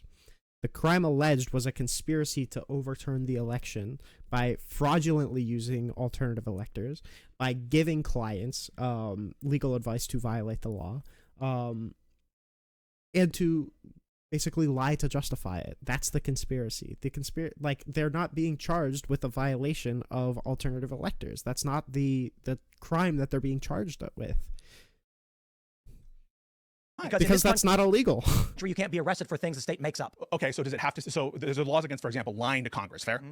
So do they have to list out all the possible lies you could tell to Congress in order for it to be legal? So lying to Congress about how much money you have in the bank, lying to Congress about the effects of a law. They have to list out every single specific potential iteration of lying to Congress. So you're That's ridiculous, saying, Dan. based on the interpretation of the state of Georgia, that they felt Jenna Ellis drafting a letter for Donald Trump was part of a criminal conspiracy. Yeah. She can be charged for that. 100%. She pled guilty because she is guilty. So I guess my view is then, if Donald Trump wants to you. interpret the actions of Mahmoud Khalil as threats to state secrets or state foreign policy, he should be deported too. But you would condemn things that you feel went beyond the pale, right? True. So and people can argue about whether it's legal or illegal, and that's what you're doing right now. And you're willing to condemn the prosecution of Jenna Ellis, fair? Yes. Why aren't you willing to condemn the potential deportation of Mahmoud Khalil? For the exact reason you have said Jenna Ellis as a lawyer should be charged is why I'm saying Mahmoud Khalil should be deported. To test the legality of it because there's no specific law? No. Because your arguments aren't based in law. It's your interpretation of what is and your moral worldview. Well, I mean, it's based on the Supreme Court precedent that you seem to accept that these people have First Amendment rights. If they have First Amendment rights, what kind of First Amendment wouldn't protect someone who has that right from deportation based on protected activities? You seem to grant that they had that right, but now you're saying, I don't really know. They might as well test it. So my point is the INA says they can have their visas revoked for whatever reason, whenever. Right? Would that include religion-based reasons? And you said... Doesn't matter. Oh my gosh, we've been circling around this. Because there's an inherent... you guys just circling around if Trump said... carcass. Why? And then you gaslight that we haven't answered your question. Yeah. Which is very, very frustrating because we answer your question over and over and over again. Then you're like, you will never answer this question. You keep dodging my questions. 2 seconds after we answer your question, we've said how many times, both of us have taken the position, they have First Amendment rights. They're not the same level as what American citizen rights are, which is one reason, by the way, this couldn't have any impact. So if they're not the same, wait, Joe, if they're not the same level, what are they? I mean, Tim is saying that based on anything, they could throw them out. So if Mahmoud Khalil said something like this, I'd like a French toast and some eggs, please. Right. And they said, on the basis of that, you're going to be deported from the country. Would the First Amendment protect him in that instance? Yes or no? I think that would not meet that low threshold that I've said over and over. Facially legitimate. But the INA, Tim said the INA. Wait, Tim said Tim gave you his moral perspective. Do you disagree with it? Wait, do you disagree with him? Do I agree with him morally or legally? Legally. Is the law wrong? Legally, do you disagree with him? I think legally you cannot just throw someone out for ordering French bread. Okay, so But you cannot say because he ordered French bread, I'm throwing him out. so why can you say so? You know what you can do? Yeah, You what? can go, hey, this guy just fucking ordered French bread. You're being deported under Section 221I of the Immigration and National Using our Naturalization. but they didn't do that. That's true. Yeah, they didn't. No, do they that. literally did. They didn't do that. They I'm said- saying they No, didn't they- give a reason. No, they did give a reason. The reason was that they were he was supporting Hamas. That was the reason that they gave. They did give a reason. their reason is Marco Rubio's determination. Marco Rubio's determination is based. Right, that's my point. Marco Rubio's, They didn't give a reason. They cited 221. No, they did not cite this law. They did not. They cited the basis of deportability. That's INA 237, little a, little I. I think it's sub 4 or something like that. But you can go 237. If you actually read the notice to appear, 222 is not the basis. 234? It's 237, INA 237, and it starts. Basis of deportable aliens should be the name of the statute. It's a long subsection, but it's in sub A. 237. Okay, hold on. I think it's up here. It's A4. A4. 237 A4. I'm not sure if it's 237. Where does that could 237 be start? I see 236, and then all of a sudden it says 237. right. A4. Oh, I see. It's at the bottom. You see how they do that with like one sentence at the bottom and it makes the whole page 237? Okay, so now go. A4. So We're looking. Look at all these. Wait, Is it A1? there isn't one. Is it A1? I think it's A1. Well, I'll just look for It's deportation. A1 because that's yes, Inadmissible aliens, present in violation of law, violated non-immigrant status or condition of I entry. think it's big 4. So Also, they accuse them of fraud too. correct, but there's no material. Big 4? Yeah. I see. So Isn't it stupid how they do Yeah, this? no, it's below the criminal offenses. It's down in 4 long under this is. terrorism and national security. I'm asking the same question. I don't know if I can do another fucking half of this. We've been here for about an hour, and this has been brain rot, as Tim Pool usually is. Yo, okay. So under Security and general concerns. so it's C. It's C1. C1. Any alien whose presence or activity in the United States, the Secretary of State has reasonable ground to believe would have potentially serious adverse foreign policy consequences for the United States is deportable. So Secretary of State Marco Rubio didn't cite the provision that you cited. He cited 237, 4 like a stronger C, case. CI. And he said in his determination why he's adverse to the interest is because Israel. he supports Hamas. Right. And Joe seemed to accept that if you ordered French bread, it wouldn't be a basis of removability, presumably because the First Amendment protects resident aliens. Why would it be if you support French bread? It's not a basis of removability. Why would it be if you support Hamas? No, I think the bare minimum threshold is he has established that he's legitimately considered a national security threat. That those national security threats are not supposed to be fleshed out before the public. In fact, I think that would be stupid to believe that a policy is supposed to be So fleshed out. I have a simple question. Do you believe that support of Israel is in alignment with American foreign policy? It depends who gets to decide, right? I think that support for Israel probably is, yeah. 70 plus years, $250 billion? Yeah, probably. Do you believe that the protests are a threat to that American foreign policy? Yeah, I might. So, it sounds Well, like- I don't really think that, but I think it's they can deport it doesn't anyone matter. associated It doesn't matter. I just want to be clear. It doesn't matter. It cannot violate the First Amendment. That's what's clear here. I actually don't think that the protests would probably, get under that rationale, to the extent that they're worried about people being critical of Israel. But it doesn't matter what it says because the First All right, Amendment. I agree. I think then the way the procedure would go is that we're going to get a Supreme Court hearing on whether it goes one way or the other. Yeah, true. I think he has no chance. Maybe. in the Supreme Court. If I it would doubt makes that. the Supreme Court, So I think it's fair to say this. he has procedural problems first and foremost. He has procedural problems first and foremost because you have to exhaust the administrative procedure before he's able to go into federal court. But even beyond that, as I said a while ago, probably an hour ago at this point, we're at a juncture here when it comes to national security that this is the one area that the Supreme Court has refused to intercede on executive exclusive authority, and that's why for you to think that when we're talking about someone whose First Amendment rights are already lessened compared to American citizens, this has no potential ramification on First Amendment rights. Well, of any citizen. you've just contradicted yourself when you're saying that this is the only realm where the Supreme Court refuses to jump in and limit executive power, even though in this other case they literally gave them explicit First Amendment carve-outs on which they couldn't be deported on. Like, that's exactly what they did through that provision. Citizens, when we're talking about the fact that he's failed to abide by the same terms that enabled him to obtain a visa, and that he committed fraud in obtaining a green card, which throws into question his entire legitimacy of the green card whatsoever. Now, I would say if it is true, I haven't looked into it. If he has committed fraud on his green card, then that would be grounds to revoke that green card. That makes sense. But I don't even think the government is alleging that, or if there's any evidence supporting that. So I can't make a comment onto that. That could be a justification. But then that would still hold that this, providing support to the Hamas or vocalizing support for Hamas that wouldn't touch the First Amendment issue. That would just be walking off of it and supporting the deportation on different grounds. Nor would it comment on the other like 5, 10, 15 people who are being held without that precondition, without lying on their green card, without passing out Hamas pamphlets. If those are the bars on which you support Mahmoud Khalil's green card being revoked and him being deported, that's fine. But then you should be coming out and advocating on behalf of the other 5 people. Ever. I mean, and would be a basis to exclude him also. So when we look at it, when we're looking at it from that perspective, I think that there is such that I've debated you in the past about what the Supreme Court would do. And I'll tell you right now, I was correct last time on the 14th Amendment issue when I told you it would be 7-2, if not 8-1, that Trump would win on the 14th Amendment issue. I predicted he would lose too.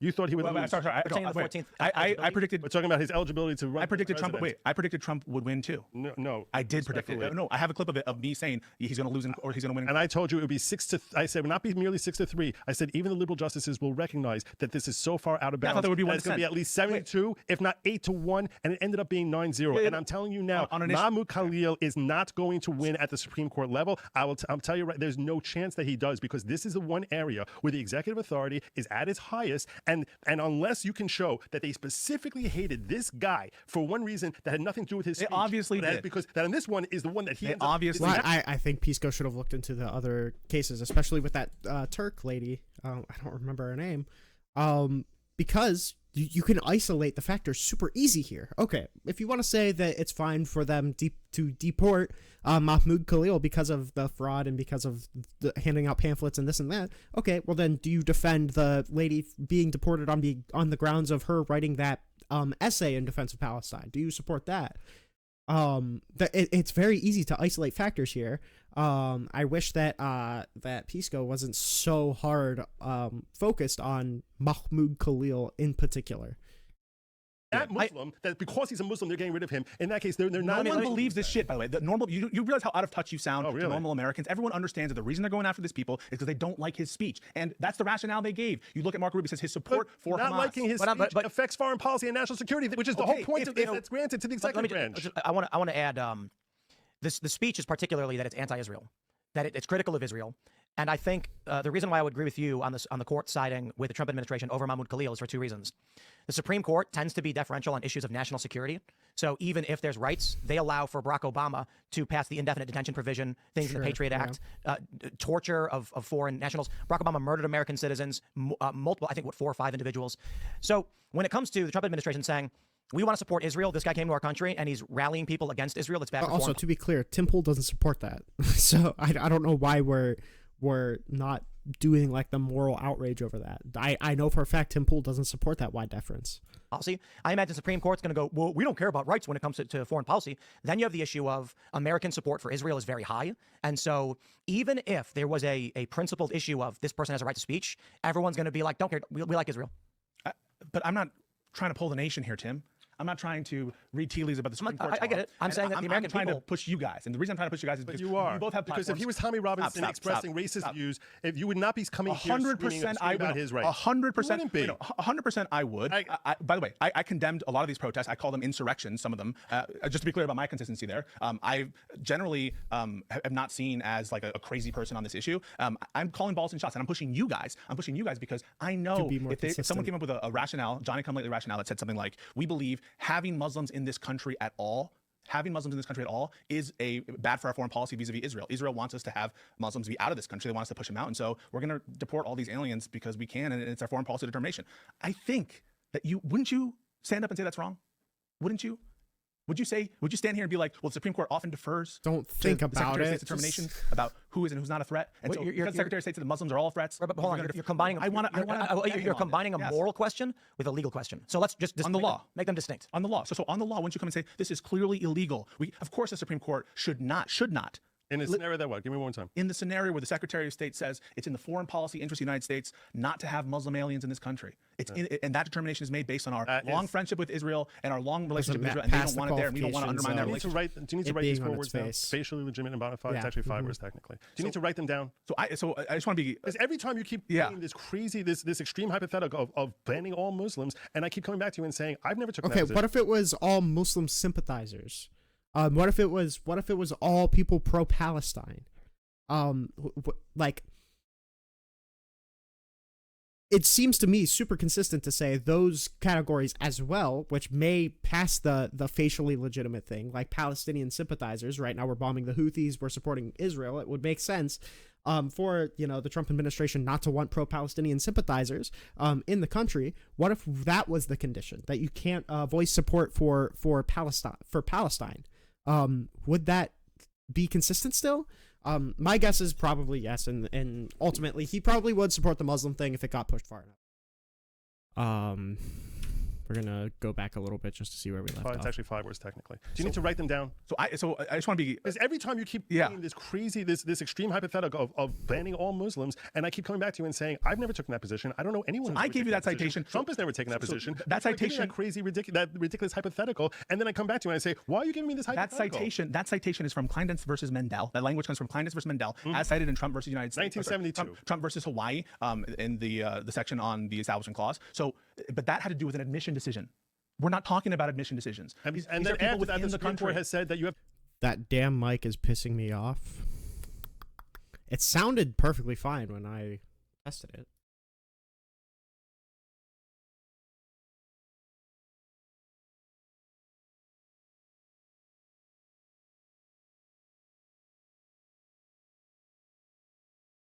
Bro, I think it might be you. I'm not dropping frames. Oh shit, that was me. Okay, I was gonna say, I'm watching it back. It sounds fine to me. Okay, word. All right. have to abide by the same terms while you're here that you do for admission. Think of it like this. Let me ask you a question. I need to ask you this question because you keep talking and trying to frame this as a First Amendment right. It's not at all a First Amendment issue because, from the perspective of the Supreme Court, that you're stuck to the same standard. And when you know that to get in here, you can't be expressing terrorist supportive perspectives. You cannot do that when you're trying to get in here. Do you agree with that part? Let's start with this premise. I'm going to go step by step. Do you think that someone the United States of America has a right to keep people out for saying, you know what, you express terrorist activity, support for terrorism. We're not under binding. They have a right to under binding precedent of the Supreme Court, because there's a distinction between admission decisions and non-admission decisions. Whether I'm telling you what the law says, and what the law says is you can ban people from the country if they're Chinese, if they're Asian. That is not the law any longer. Wait, no, when has it been overturned? When has Xi Jinping been overturned? I don't know. It has not been overturned. You're quoting a case, and when you it's a famous case, the Chinese exclusion cases, the first immigration laws on the books. They said you could ban Chinese people from entering the country. Look it up. So I'm acknowledging the reality that the courts treat admission decisions very differently, and so I acknowledge that, whether I agree or not. So you're recognizing that they can keep someone out on that basis. Now the Supreme Court has also said that you're kept to the same standard while you're here. If you're kept to the same standard while you're here, that means you could be deported. So that is not the case, and there are different rights at admission versus when you're in the country. For example, you have no procedural due process rights when you're outside of the country. I need to see. So Good Logic said that earlier in the video too, that you are held to the same standards when you're admitted into the country as when you are already admitted into the country or post admission. So I'd have to what case? Does anybody know what case he's citing when he says that? Because it sounded like he implied that there was case law, but what case is he citing when he says that the standards that you meet admission by need to be carried through after you're already admitted? Country seeking admission. Yeah, agreed. Correct. You do have procedural due process rights when you're in the country and they're trying to force you out. Specifically set forth in the 14th Amendment that you'll have those due process rights, as Tim read 45 minutes ago. Wait a second. The 14th Amendment says that states shall not deprive individuals of due process. The Fifth Amendment. The point is that Congress has and through constitutional amendment even has recognized that when it comes to due process specifically, we're going to confer upon non-citizens that express protection that's much more akin. They also said that about the First Amendment, but your version. That's not Congress. That's not Congress. That's the court interpreting it. The courts have said the same thing about the First Amendment. So right. what kind of stop. What kind of First Amendment would protect the speech of someone saying, "I want French bread"? And you said they can't deport them based on that. You said that. You said those words. What kind of First Amendment? I'm not embarrassed. I know. So what kind of First Amendment, where at its maximum it's protecting political speech, would protect that kind of speech, but not core political speech? What are you talking about? I'll tell you what First Amendment is that? You want from a moral perspective? No, from a legal perspective. From a legal perspective, I'm walking you through it. How can you ever can a person contract away their rights to free speech? Yes. Can they? Wait, they're fundamental rights. Let's say a person is charged. Let's say a person is charged with some sort of crime, and they end up pleading out, and they say, you know what? The DA says, I want you to promise that for the next 5 years, you're not going to drink any alcohol. You're not going to meet with this person. You're not going to go to any of these meetings where they have lots of drinking. Yeah, you can limit his waive right to assembly. You can waive certain rights. Oh, okay, and he can waive his right to free speech. That's not also. what Inherent in coming in here and signing the visa thing and filling out and saying, I'm not a terrorist and I don't support. Where do you waive your First Amendment rights on your visa application? Inherent in that is a right for them to pull you out of this country if, in fact, you change that. Yeah, he had something. Because if it was true that on this visa application you do waive your rights to free speech, which I think to some degree you do, when it comes to being a part of a terrorist organization. But I mean, I guess that's not protected by the First Amendment either. So I guess you don't. If you waived your First Amendment rights on a visa application or on upon getting your green card, then that would be something different, sure. But first of all, I need to hear what he's citing to say that your rights when you apply are the same as the rights after you go through the process. Two, he still hasn't meaningfully addressed any of the Constitution. And he conceded it seemingly that aliens do get the right to the First Amendment protections. It just not the but you waive them on application. But then how does that happen? He said inherent to signing the application thing, but it doesn't seem like that's backed up with anything. That position, because either you lied when you got in here or you changed the position, and now. So could you waive away? Wait. So I'll ask you. Could you waive away your right to protection against torture? Do you know that? Sorry, answer that. Could you waive that right away? Yeah. The government say, as a condition of your green card, you accept that if we want to torture you, you get tortured. I don't know. Could they say Why that? Are you going to a different civil liberty? Because I'm asking if you're consistent. Because I don't know. I'm sitting here and trying to figure out, as Tim pointed out earlier, when it comes specifically to cruel and unusual punishment, it's difficult to say. That's a very subjective perspective. So you're asking me, can he agree? Could the government say something like? I don't know. I'll answer you right now. Is it legal for you to make a contract that you'll let Tim cut your finger off? Is it okay for you to actually make a contract that you'll let Tim cut your finger off if he gives you $1 million? I think the law is that legal? I think it would be legal for the government to regulate that for sure. Okay. I think illegal to regulate. Now we're dropping frames. God damn it. I don't understand. I don't get it. I think it would be legal for the government to regulate that conduct as between private parties. But this is different, right? We're talking about the government as a condition of your green card saying you sign away all due process. As a condition, you sign away your right against torture. You sign away your right against unreasonable searches and seizures. You think the government could do that and go, every one of your rights, and you can just sign? They can. I think they can. You think? Yeah. Okay. I think that It's a fact. I don't know. Why is that a fact? People enlist in the military all the time, and they waive their rights. They don't waive their fundamental rights as Americans. You think you could do that? So my understanding is that every time you sign an arbitration clause, you're signing away your right to due process. But my understanding is that for a lot of people who join the military, for instance, they're subject to laws that I'm pretty sure we use Spectrum. Your freedom of movement is gone. You are legally not required to be in certain as a places. condition of employment. No, you can get in trouble. You can get maybe, but I could be. I'm 90% sure it's not even the internet service provider or anything that can be fixed with that, because we've switched to different internets and it doesn't do anything.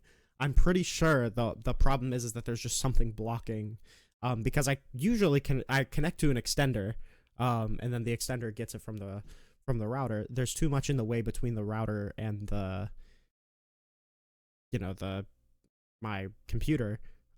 So the extender usually helps, but now the extender's shitting out because the service is so bad right now. So I don't know if it's anything particular with the ISP. I think it's just fucked today. I don't know. I could be totally wrong about this, but I've heard stories from my veteran friends that they engaged in a sporting activity, got injured, and got in trouble for it. Not like they went to jail, but it was considered damage to government property or something to that regard. I think in instances of military and in certain cases of employment, that makes sense. So there could be some areas. This is why there's exceptions. You're not allowed to. There's exceptions to everything, but here what we're talking about. So there are. You can sometimes sign away your rights. Sign away your rights as a condition of employment, perhaps, but not as a condition for just as a member of the community that the country has deemed you fit to enter the country as a permanent resident. And think about this even more specifically. That never really happened. Think about it more specifically. Under your waiver theory, I want to analyze your waiver theory about how shocking it is. I'm a boomer. I don't know what that means. Under your waiver theory, could the government condition Social Security checks on you waiving away all your rights? Could they condition? Could they condition welfare on that? How many different hypotheticals are you going to ask me about? Because I don't know, where's the relevance to talking about Social Security when we're having a discussion about the right of the government to deport illegal aliens? That right is This dude's a lawyer. How does he not realize the value of hypotheticals?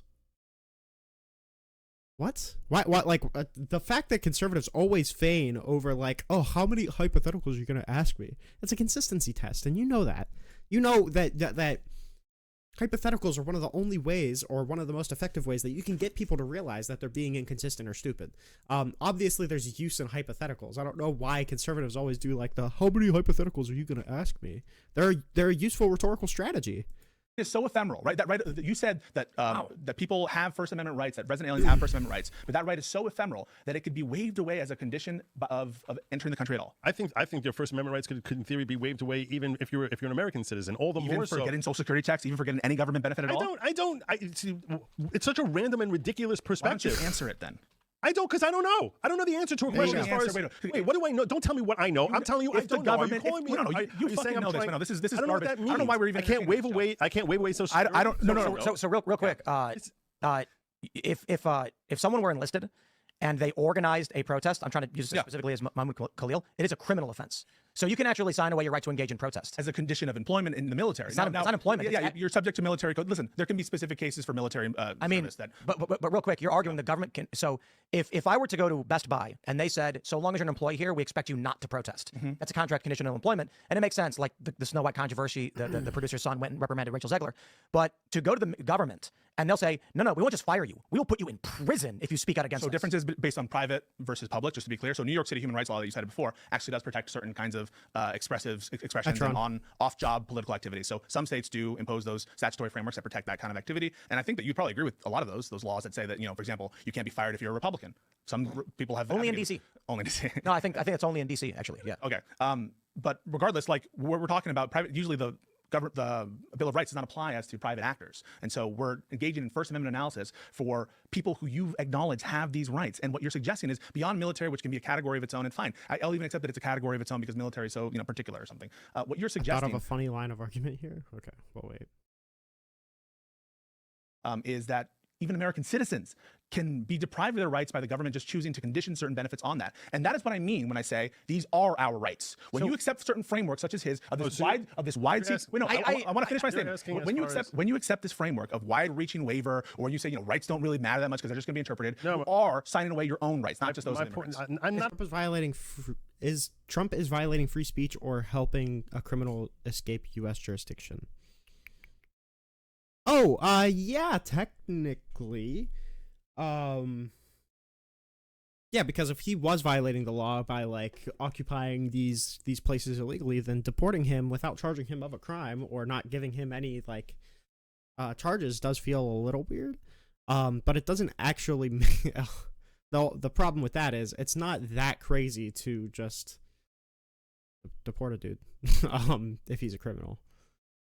So I mean, I that's a technically like that's like a sounds good argument, but I don't know if that would be effective in like an actual argument with a MAGA person.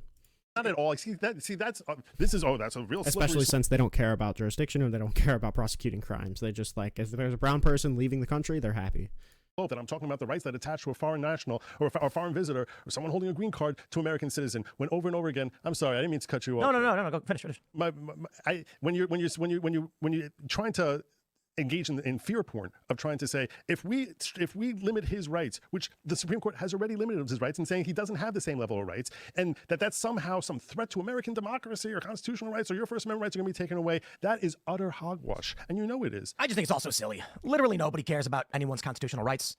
If I want to go buy a gun, I have to wait. This is the state. This is the state of MAGA. Like, they bring Pisco on to talk about if your constitutional rights are under siege, and now, and by the way, they bring on a lawyer and Tim Pool, and Pisco's talking to both of them at the same time, and it walks back. They do such a bad job that they walk back to, I just think this whole thing is silly, and like, who really cares about your constitutional rights? Holy fuck. Yeah, but you could take the moral high ground and be like, this guy is disgusting. Have you seen the accusations?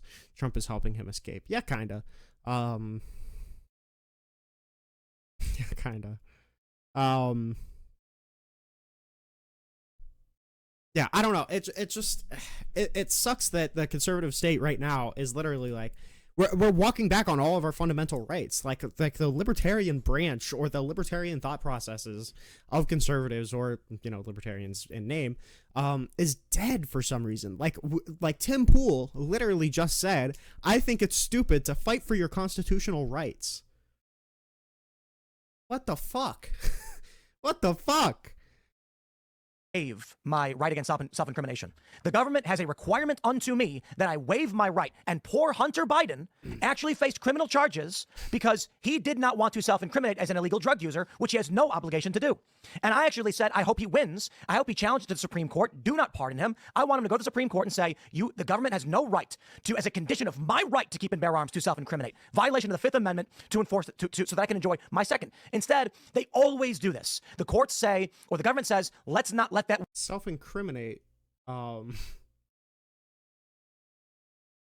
guess maybe one get to precedent, because then it'll actually screw over the abuses that we have. But tell me, where is anyone ever to point out the conditions set upon all the time on all of the Bill of Rights from left and right? It's literally everybody just arguing one thing. Might makes right. That's all they're arguing. I don't believe that's what they're arguing. I appreciate the passion. Liberals are saying, we think Jen Ellis committed a crime. The right is saying she was just providing legal advice. Your interpretation determines whether or not a lawyer goes to prison. The problem is that Pisco kind of gave him this talking point because I watched this part off stream. I don't know if everybody's watched it. Pisco just didn't have the facts of the matter ready for the talk about Trump's lawyers. Nor did he have like the background on hand about like the inner workings of the Electoral Count Act and the legal theory that Eastman provided. Because not everyone can be like a J6, sycophant. It sucks because this is like such a dog shit argument. It's so stupid. But he's bringing up a cursory example that Pisco did no preparation for, and then is wondering why Pisco doesn't have an answer for him, and then never looked up the answer. It bit him in the ass with Enrique Tarrio with that one kid, but I mean, Pisco's probably not going to. I mean, since this is his first appearance, he's probably not going to press him to like, okay, let's look it up, or okay, let's go through the case. And whether or not someone will actually seek legal counsel, or lawyers will be terrified because they're like, if I try and actually assist a politician in this case, they're going to accuse me of a crime. Yep. It happens every day. That I think Good Logic is like such a slimy piece of shit because like he's like, yep, that's totally true. He knows infinitely more about this case, and I already know he does because I watched him talk about it. It's clearly. The way that Tim Pool is framing it is clearly stupid, and Good Logic's just going along with it because it serves a point, not because he actually has any interest about what's accurate, not because he has any interest about what arguments are good, just because he's interested in winning a debate. It's vile. It's going to say, in 1948, the government said it's this, therefore it's so. And then what's going to happen is they're going to get sued. I'm pretty sure Pisco is obsessed with the Jan 6 stuff. I thought so. I also thought so, because I watched the... back before the DGG Exodus, I watched the 6-hour debate with Destiny and Pisco. The problem is, he may have gotten too lost in the sauce and then just lost some of the more broad understandings, or just didn't have the ideas off the top of his head, or he just wasn't expecting it, so he was blindsided. But the section where they talk about Eastman and Ellis getting prosecuted for giving legal advice surrounding January 6th, Pisco did not perform well. The new Supreme Court's going to say, actually, we're erasing that and changing the precedent. So all that's really happening is people are playing this funny word game of, I can make it sound like I'm right and you're wrong. And then this is where we're at. If you look at all of the Bill of Rights and you look at everything you're arguing, I can point to 50 for every amendment and be like, here's where the liberals have argued for and against the First Amendment. They think it's right when they do it this way and wrong when they do it. Here's where the conservatives do it. All that's really happening is, can you win an election? And what it really boils down to is, how many sad moms can we show on TV? And is the economy good or bad? Then we'll get power to enforce the laws. I don't believe it's nihilism. I don't believe it because it's not nihilism. No, it's a kind of form of nihilism. They're saying it's not. These rights have no purchase. They're not. And in some sense, I agree in the sense that rights are what humans invent them, and they mean different things to different people. Absolutely, people have different interpretations. But your interpretation of the Second Amendment has purchase on you. I just saw you get very fiery and passionate about an issue that you care a lot about. It's not Second Amendment. It's when you said, can the government condition you to waive your rights? They've done it on the Nix form. It's not a question of gun rights. It's the existence of a form that says, if you want to exercise your right, waive your Fifth Amendment. But the scope that exists right now and is protected by Democrats. So I want to be. It's not. Oh, fuck. What did I just do? I'm sorry. It's not waive your Fifth Amendment. It's like report that you've used illegal drugs. And I don't even think that they can go after you on that form if you do fill it out. So that's not even. I don't know for sure, but that's probably the argument against it being self-incrimination, but that's just my guess. Oh, right. To, as a condition of my right to keep and bear arms, to self-incriminate. Violation of the Fifth Amendment to enforce it, so that I can enjoy my second. Instead, they always do this. The courts say, or the government says, let's not let that one get to precedent, because then it'll actually screw over the abuses that we have. But tell me, where is anyone ever to point out the conditions set upon all the time on all of the Bill of Rights from left and right? It's literally everybody just arguing one thing. Might make this right. Me of a crime. This is where we're at. If you look at all of the Bill of Rights and you look at everything you're arguing, it's the First Amendment. They think it's right when they do it this way and wrong when I also think it's funny that Tim Pool, the only not lawyer, is lecturing the lawyers about how the legal system works. I think that's silly, but you know. Here's the conservatives do it. All that's really happening is, can you win an election? And what it really boils down to is how many sad. My biggest fear is that these people know they are the bad guys. For people like Tim Pool, I genuinely think that he is just stupid, and he thinks that he's on the right side of history. But I do think Tim Pool is just stupid. And it's starting to make me think that, like, even as it plays into the tenant media stuff, I genuinely think he might just be so stupid that he thought that it was like a very generous donor, and it wasn't like he had no reason to believe that it was, anything nefarious. So I'm starting to lean towards, I think Tim Pool is just stupid. But as for like good logic, I think he is dishonest, and he's doing the lawyer thing. Bad moms can we show on TV, and is the economy good or bad? Then we'll get power to enforce the laws. I don't believe it's nihilism. I don't believe it because it's not nihilism. No, it's a kind of form of nihilism. It's not. These rights have no purchase. They belong to you that you care a lot about. That's Second Amendment. It's when question of the gun rights, it's the existence of a form that says, if you want to exercise your right, waive your Fifth Amendment. But the scope exists right now and is protected by Democrats. So I want to be clear. The scope of a right is always going to be subject to interpretation. You're right about that. And the First Amendment has never been thought of to be this thing, anything anyone ever says. So, for example, incitement is not protected. Child pornography is not protected. Obscenity is not protected. These are well-known exceptions to the First Amendment. There are doctrines, for example. Obscenity is not protected. It's still not protected. Now protected. No, it's not. Obscenity is a category of unprotected speech. Now, so the issue is now we're dealing with obscenity as like a blue law in that no one's enforcing against it. It's that the definition of obscenity doesn't involve like cuss words. The definition changed. So obscenity, I think, would probably cover like showing porn to children or whatever. Or child porn, maybe. I don't know if that would technically fall into obscenity, but it still would does exclude obscenity. It's just the definition of obscenity right now is different than it used to be in like 1700. Yes and no. A lot of people aren't enforcing against obscenity, but also obscenity itself is dependent on certain artistic value and national standard. It's very. Let me. Yeah. This is actually another good point of the question of rights. There are a lot of laws in the books we never enforce anymore. True. Famously, there was this story about skydiving on Sunday was illegal for women in Florida, and they say it's not true, but there are a lot of. But the Russian bribes, he did nothing wrong, and he currently can't claim he is being funded by the Russians right now. So, I mean, the tenant media, obviously dried up because they got indicted for illegally funding and not registering with FARA. So what's claimed is that Tim Pool knew nothing about it. There's a lot of people on the left, I know Destiny used to, and I used to kind of fall into this as well, that said, okay, there's no way you're this stupid. There's no way that you didn't realize that, like, some mystery investor with some fake sounding name just is signing a contract with you through this newly found company where they're going to pay you millions of dollars a year. Bullshit. Okay, bullshit. You know that's coming from something nefarious. But as the more I watch Tim Pool, the more I'm starting to realize that I think he is just an idiot. I think he is genuinely just so stupid that he would fall for something like that. Laws like this. There's a book called Funny Old Laws. There was a law, I think it was in Boston, that you can't cool pies on your windowsill. And everybody laughs at it. But the reason why is because back when it was a very small community, cooling pies on your windowsill attracted animals and then caused problems. They said, stop doing this. They had laws saying you can't take baths on Tuesday because the aquifer was strained. We don't enforce any of those laws anymore. They're still on the books. So we exist in a society where it really is the whim of law enforcement and the body politic. For example, in a much better example, in San Francisco, 2 men gave each other blowjobs in the middle of the street. If Tim did nothing wrong, he can't claim that his show is currently free of Russian influence. Well, I mean, he can. So he can say that his show was being, funded by Russians, but he didn't know about it, which is what he does claim. But I mean, it is technically free of Russian funding now because, as far as we know, because Tenet Media doesn't exist anymore, and RT is not legally authorized to do show companies without registering with FARA. So this was during Pride, in full view of children and everyone else, and the police said they're allowed to do it. Well, clearly they're not.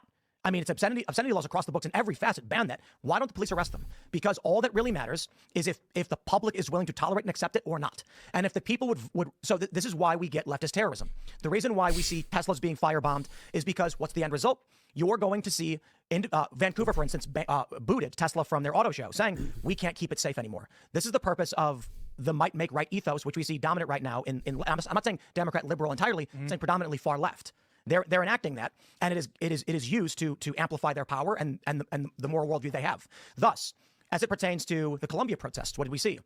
Organizers put together these protests, whether you want to blame them for it. Physical occupation occurred. Physical violence against Jews occurred. Buildings were taken over. Faculty complained of physical threats and violence against them. I look at this and I'm just like, how do we prevent things like this from happening? Well, we've got people having sex in the street in San Francisco and the police won't enforce it. We have buildings being taken over and it's allowed to happen for an extended period of time. Donald Trump says the guy who helped organize this is getting kicked out of the country, and every legal liberal comes out and says we cannot allow that to happen. These things are all interconnected.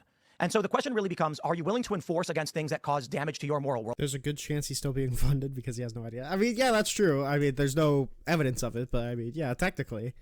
View. The right tends not to. They're starting to now. The left is resistant to it. So that's my point on all of this. Say whatever you want about whatever you want, so long as you've got pride events across the country where they violate every law with gay sex in public. I'm not trying to be crude, but they do. Then I'm going to sit here and be like, guys, you had a violent protest. Jews got attacked. Buildings got taken over. You've got no moral ground to stand on. You're trying to cite precedents to win political power. It's what they said about communists. It's what they said about Jan Sixers. It's what they say about all the people that the public hates. The public hates Renerawa. Did Donald Trump? You brought up Jan 6. Did the Republicans have a committee for May 29th? Did they go and set up a national commission to go and hunt down? Why did Trump say it was no big deal then? What, May 29th? Yeah, why did he say no big deal? He's got an ego problem. Okay, so he lied. Did Trump lie, yes or no? No. Well, you just said it was a big deal. You're asking me if Trump's opinion is a correct statement? Was it correct? Is he lying about his actual opinion? Does Trump think it was a big deal? I think Trump thinks it's not a big deal. Okay, so like I said, Republicans don't enforce it. Is Trump wrong about whether it was a big deal or not? 100%. Okay, so was his life in danger? Absolutely, it was. Okay, that's why they brought him into a bunker. So he's deluded for thinking that it wasn't a danger. Absolutely, the dude has got an ego problem. Okay. He doesn't want to be bunker boy. They brought him into an emergency bunker because 1,000+ far leftists tore the barricades and were throwing firebombs at the White House, and we never got any account. Prove they were throwing firebombs at the White House right now. Okay, let me pull up the picture. Yep. Do you know about St. John's shirts, right? Oh, yeah. I saw this clip, by the way. No live reaction to this clip. I saw this clip. It's good. This view, while you look it up, this view about rights and that it's all whatever because the gays are doing this, the left is doing this, it's all bullshit. You guys don't believe it. There are some values you guys have. No, you guys actually, I believe that you're supposed to have values, right? You have values. These rights have purchase on you. You're not just going to say that only the people that I like get the rights. Is that the White House? You're asking me if one photo from an entire article, as I'm seeking to pull up the photos, you've asked me if one image of a Lafayette building being torched by arsonists during the you made a specific claim, didn't you? Would you like me to pull up the photo of the guard post on the White House grounds being set on fire? Listen, those are videos that purport to be a guard station, but you said that they were throwing Molotov cocktails at the White House. You did say that, right? The White House includes the grounds and the guard posts? Oh, so torching this would include throwing it at the White House, right? What? Would torching this building in Lafayette Square? The Lafayette Square maintenance building? Yeah, so would torching this building? I'm specifically referring to them throwing a firebomb at the White House grounds. Here you go. So they weren't throwing at the White House building or fence, fair? No, what do you... But you said that they were throwing firebombs. Stop playing semantic games. So let's clarify. You're representing that they were attacking the White House itself they did, with yes. firebombs, and now you're pointing to a maintenance station that was burned You down. are pointing to a maintenance station. Well, where's the evidence of attacking the White House? Did the guard post get set on fire? It wasn't a guard post, a maintenance station. That's what it says. Whoa. There's one Twitter account. You're playing games. You're playing games. So you didn't think I came prepared? We're not. You did not come prepared. Yeah, I did. So you asked me to pull up a photo. As I'm scrolling through an article, you asked me to stop and address an image you decided upon, and then you said, aha. You pulled up the article. I'll pull it up. It's one tweet, one guy that says a guard post is burned down. There's no. So have you read okay. have you read the report? Let's wait, concede wait, this I just want to be clear. topic. Wait, have you read the Parks Department post that says that it was a maintenance? You're flailing. What's about flailing? Have you read the Parks You're changing Department the report? subject. No, the report about May 29th flailing. and May 30th. Have you read the report about it? Did you see? Have you read the report about it? Yes or no? You're flailing. Have you read the report about the May deflecting. 29th, May 30th protest at the White deflecting. House? Have you? He doesn't know what these terms are. He says, okay, very clearly they were firebombing the White House. Pisco says, okay, do you have any evidence of this? He says, okay, I'm going to, he still hasn't, I'm going to pull up a picture of them hitting a post that isn't the White House. And Pisco says, okay, have you read the report about this date where you're claiming that they were firebombing the White House? And he says it's deflecting. Do you know what deflecting means? You're deflecting.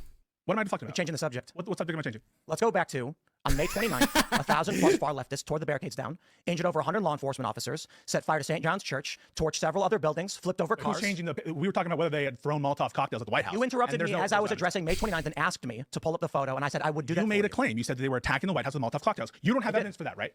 Is there an image of you said you saw an image of the guard post on fire? What one Twitter account said was a guard post. I will concede that to you. Okay. And this is where I'm headed. Okay. So let's not get carried away on me. I'll say, you know what, you're right. The fire may or may not have happened, but there is a post online that purports a guard post in the White House grounds was set on fire. Yes. So let's just, you know what? Okay. They did not firebomb the White House. They may have, we're not entirely sure. They did tear down the barricades, attack law enforcement, 1,000 plus, over 100 law enforcement officers were injured, and they set fire to St. John's Church. They set fire to several buildings outside of the White House complex. And we never got a national commission or a committee from Congress. We did not get national raids in the 1,000. Well, I mean, yeah, trying to compare this to a coordinated effort from Donald Trump and his lawyers to overturn legitimately the result of the election. Yeah, you're probably not going to have a congressional oversight committee on every single riot that happens. Now we could say that it was bad. We could even say it was potentially an insurrection. But we can obviously say that it's bad. But the reason that we have a congressional oversight committee is that this was an attempt led by the goddamn president. Hillary Clinton had nothing to do with that. Joe Biden had nothing to do with the White House thing. Hillary Clinton had nothing to do with it. Bill Clinton had nothing to do with it. Obama had nothing to do with it. None of their vice presidents.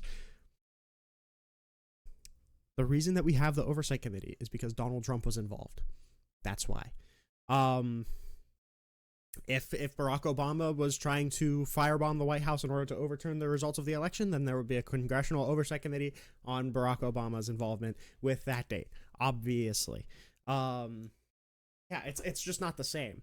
And because what more investigation do you need for a riot like that? Like for trying to send alternate electors, for doing pressure campaigns on state executives, for lying about findings of fraud and saying that you found fraud here and that there was fraud there, and coordinating between the lawyers and like the information on the Capitol that was incited by the president allegedly. There's stuff to investigate there. What is there to investigate with oh yeah, this dude, he firebombed the White House. He threw a Molotov cocktail at the White House. Okay. We saw him do it. He got arrested. What there was no conspiracy there. Plus 30 plus people died in those riots. We never got law enforcement for 90 plus days, over 100 days. Far left extremists were lobbing explosives, mortars at federal buildings. They took over locations in Seattle, Portland, Minnesota, and Atlanta in autonomous zones. You call them insurrections, sir? Well, May 29th is insurrection. Wait. You did call the Black Lives Matter situations insurrections, right? May 29th. Did you or did you? May 29th. Yeah. So you keep doing that. Yeah. Okay. I referred to Seattle, Portland, Minnesota, and Atlanta, and then asked me if those were all insurrections. You said I have the videos of them. The May 29th insurrection was in front of the White House when they ripped the barricades down and forced the president into a bunker. Okay. Whose fault is it that we don't have a report on that and a committee on that? Republicans. Okay. Is it also Trump's fault? Yes. Okay. And also to be clear, since you said this was an insurrection, you agree Jan 6 was an insurrection, fair? No. Why not? Jan 6 is an insurrection insofar as May 29th is yes. Okay. Do you think May 29th? Wait, what did he say? Sorry. Jan 6 is an insurrection insofar as May 29th is yes. Okay. Do you? Okay, so if he thinks, if he said the event in May 26th, I think he said, is an insurrection, then Pisco says, okay, was Jan 6th an insurrection? He says no, and then he says insofar as May 26th was. But you said that May 26th was an insurrection, so that means January 6th is an insurrection. You think May 29th was an insurrection? No. May 29th, What's your definition of insurrection? So the point being made at the time. Also, why are we, I don't why are we going into insurrection? This is stupid. you're referencing is that if the Democrats are going to form a committee, accuse the rioters at the Capitol building of being engaged in insurrection, my response is, okay, then May 29th was also an insurrection. Tim, you and Dan Bongino, other commentators on the right, I have clips of them, all called the George Floyd situations insurrections. You did before Jan 6. So using your No, we didn't. Yes, I have the clips. You're completely wrong. You're on it saying these are insurrections. No. All right, I'll produce that for you, and everyone can Please. follow. My Twitter account is Pisco Liddy. I'll produce the video of you calling them insurrections. Not only Before January 6th. Before January 6th. Not only did you do that, you have tweets about it. You're saying that before January 6th happened, I referred to the George Floyd riots as an insurrection. Yes, you did. You said you're insurrectionist. You also said it with respect to Washington. If you did do that, Tim, wouldn't you be duty bound to also call January 6th insurrection under your then existing standard? No. Why not? If you were willing to call it out before Jan 6, why wouldn't you call Jan 6 an insurrection? We're talking about two different circumstances. Okay. I know we're talking about two different circumstances. We're comparing them in your standard for one, where you were before Jan 6 willing to call them insurrectionists. You're presupposing that I challenged that. Sorry. If you did call those things insurrections, were you wrong then? If before January 6th, I referred to people taking over city blocks as insurrections. Were you wrong to do so? In the context of January 6th, no. No. At the time, were you wrong? Before January 6th, dude. No, I would not. Okay. So given that you assume you did, wouldn't, under the standard that you applied to these individuals in Seattle, Portland, all that situation, wouldn't Jan 6 also be an insurrection under your standard, your pre-Jan 6 standard? No. Why? Well, so what's more insurrection-y about the Portland situation or the courthouse in Portland versus Jan 6?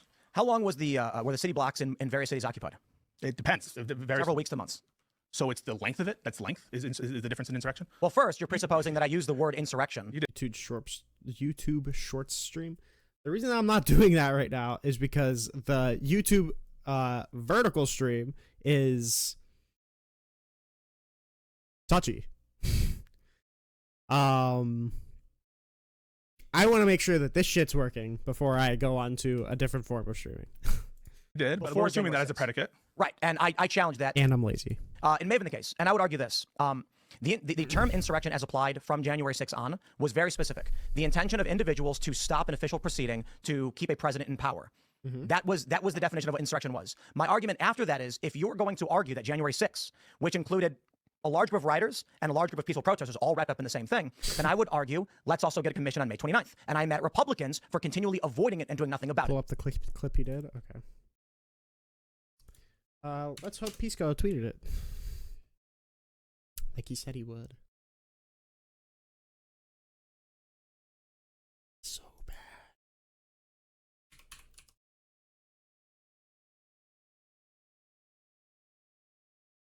Pisco Liddy.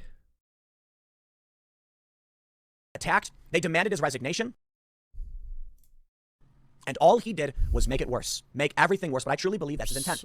Take a look at this Give me one moment.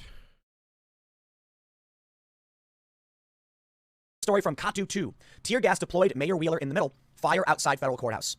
Okay, I want to read this for you. I also have a thread that shows you, a Twitter thread showing you all that happened with Mayor Ted Wheeler. And I got to tell you, man, the government of Portland has now joined insurrection against the federal government. A lot of people, I see a lot of these lefties getting mad because I'm saying insurgent and insurrection and stuff, but it's difficult to figure out how to describe a group of people that keeps going to the federal courthouse and attacking it. I understand it's not like they're showing up with live ammo or anything, but they're showing up with weapons and explosives. That's just a reality. Mortar, shell, explosive, commercial grade fireworks are extremely dangerous. I mean.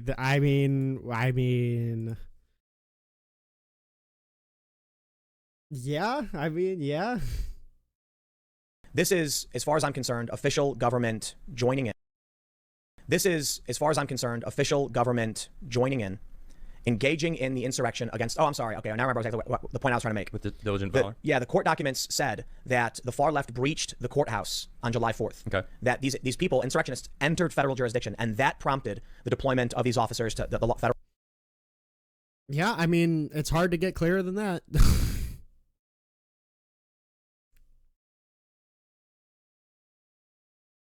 And Trump That you being look at said, that? Trump himself, I think Trump's strategy was let the left burn it down so I can win an election. I think he was wrong to do so. I think he should have invoked the Insurrection Act and crushed these motherfuckers and locked them in prison. Which act? Insurrection Act. Yeah. So but assuming that you did call it an insurrection beforehand. Perhaps that's what you're confusing. Yeah. No, I'm not confused about that. So I understand the Insurrection Act could apply to non-insurrections. When I use think the that's term, where the confusion. No, it is not, because I understand those nuances. And listen, when I use the term insurrection, I have these, I'm going to say, very in the weeds debates about the term insurrection and what it means. And so I try to look and use an originalist lens on what insurrection means. But I'm using your standards. I'm using your standards. You called certain Black Lives Matter riots and absolutely out of control. And I also would call some of these things insurrections. Let's clarify that. If insurrection is, as defined by the Insurrection Act, as applied to the BLM riots, it is when local law enforcement is not upholding the law. The president has the right to bring in the National Guard to enforce local law. They don't define insurrection in the Insurrection Act, but there are a lot of circumstances, including what you just outlined. Let's clarify for the purpose of what we're actually trying to discuss. I don't understand how you could be this passionate about this, but your side does worse. You ignore it. Yeah, I mean, yeah, I don't know. It's faux outrage. I think Tim Pool is. I have no idea. It's fake outrage. Obviously, all of the BLM stuff was bad, and if you want to call them insurrections, I mean, potentially. But to try and put those on scale with like an actual genuine attempt for the president to overturn the results of the election is absurd. It's ridiculous. It's patently absurd on its face. Yep. This word can be applied in different contexts. In the context of the BLM riots, were this to be an insurrection, it applies to the Insurrection Act, and the Insurrection Act. How can you be passionate about something then forget? I mean, yeah, kind of true. Is when local law enforcement is not enforcing the law, the president has a right to call in the National Guard to enforce local law. I believe that Donald Trump should have invoked the Insurrection Act, and in that context, what they engaged in was insurrection. Local law enforcement was not enforcing the law and was allowing far-left extremists to use violence, firebombs, and physical assault against individuals, government buildings, and otherwise. In the context of January 6th, they said these are people trying to overthrow the government itself, and that's an insurrection. The argument that Democrats, the J6 committee. If the argument is that if you want to use the insurrection as defined by the Insurrection Act, and that is DC doesn't define it. Exactly. So we can only apply the context of the law does. If Donald Trump were to have called in the National Guard on January 6th because he deemed an insurrection happening, call it insurrection? In that regard, I would say in that context, yes. So understanding what we're talking about is a core element of what these debates always tend to be. So again, in the context of the Insurrection Act, it specifically refers to when local law enforcement doesn't uphold the law. In reference to January 6th, it is a group of people trying to overthrow the government. And that's how it's applied to the 14th Amendment. So I would not say that the individuals in Portland were trying to overthrow the government necessarily. It's a riot, just like J6 was. I mean, they established an autonomous zone. Certainly. And they took over police buildings. In Oregon, they were trying to tear down the courthouses. Yeah. And it was in Washington that they took over for weeks, and they called it the Chaz and then the Chop. Yeah, but wait a second, folks. I mean, and to me, that is, how is that not an insurrection? That's utterly an insurrection. Okay. If you take over a police station, that's an insurrection. If you take over the police station as an insurrection, what about the Capitol? They weren't trying to seize the Capitol.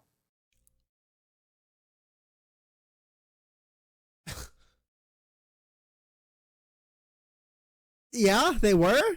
They literally, what? Yes, they were. That's the whole Proud Boys thing. What?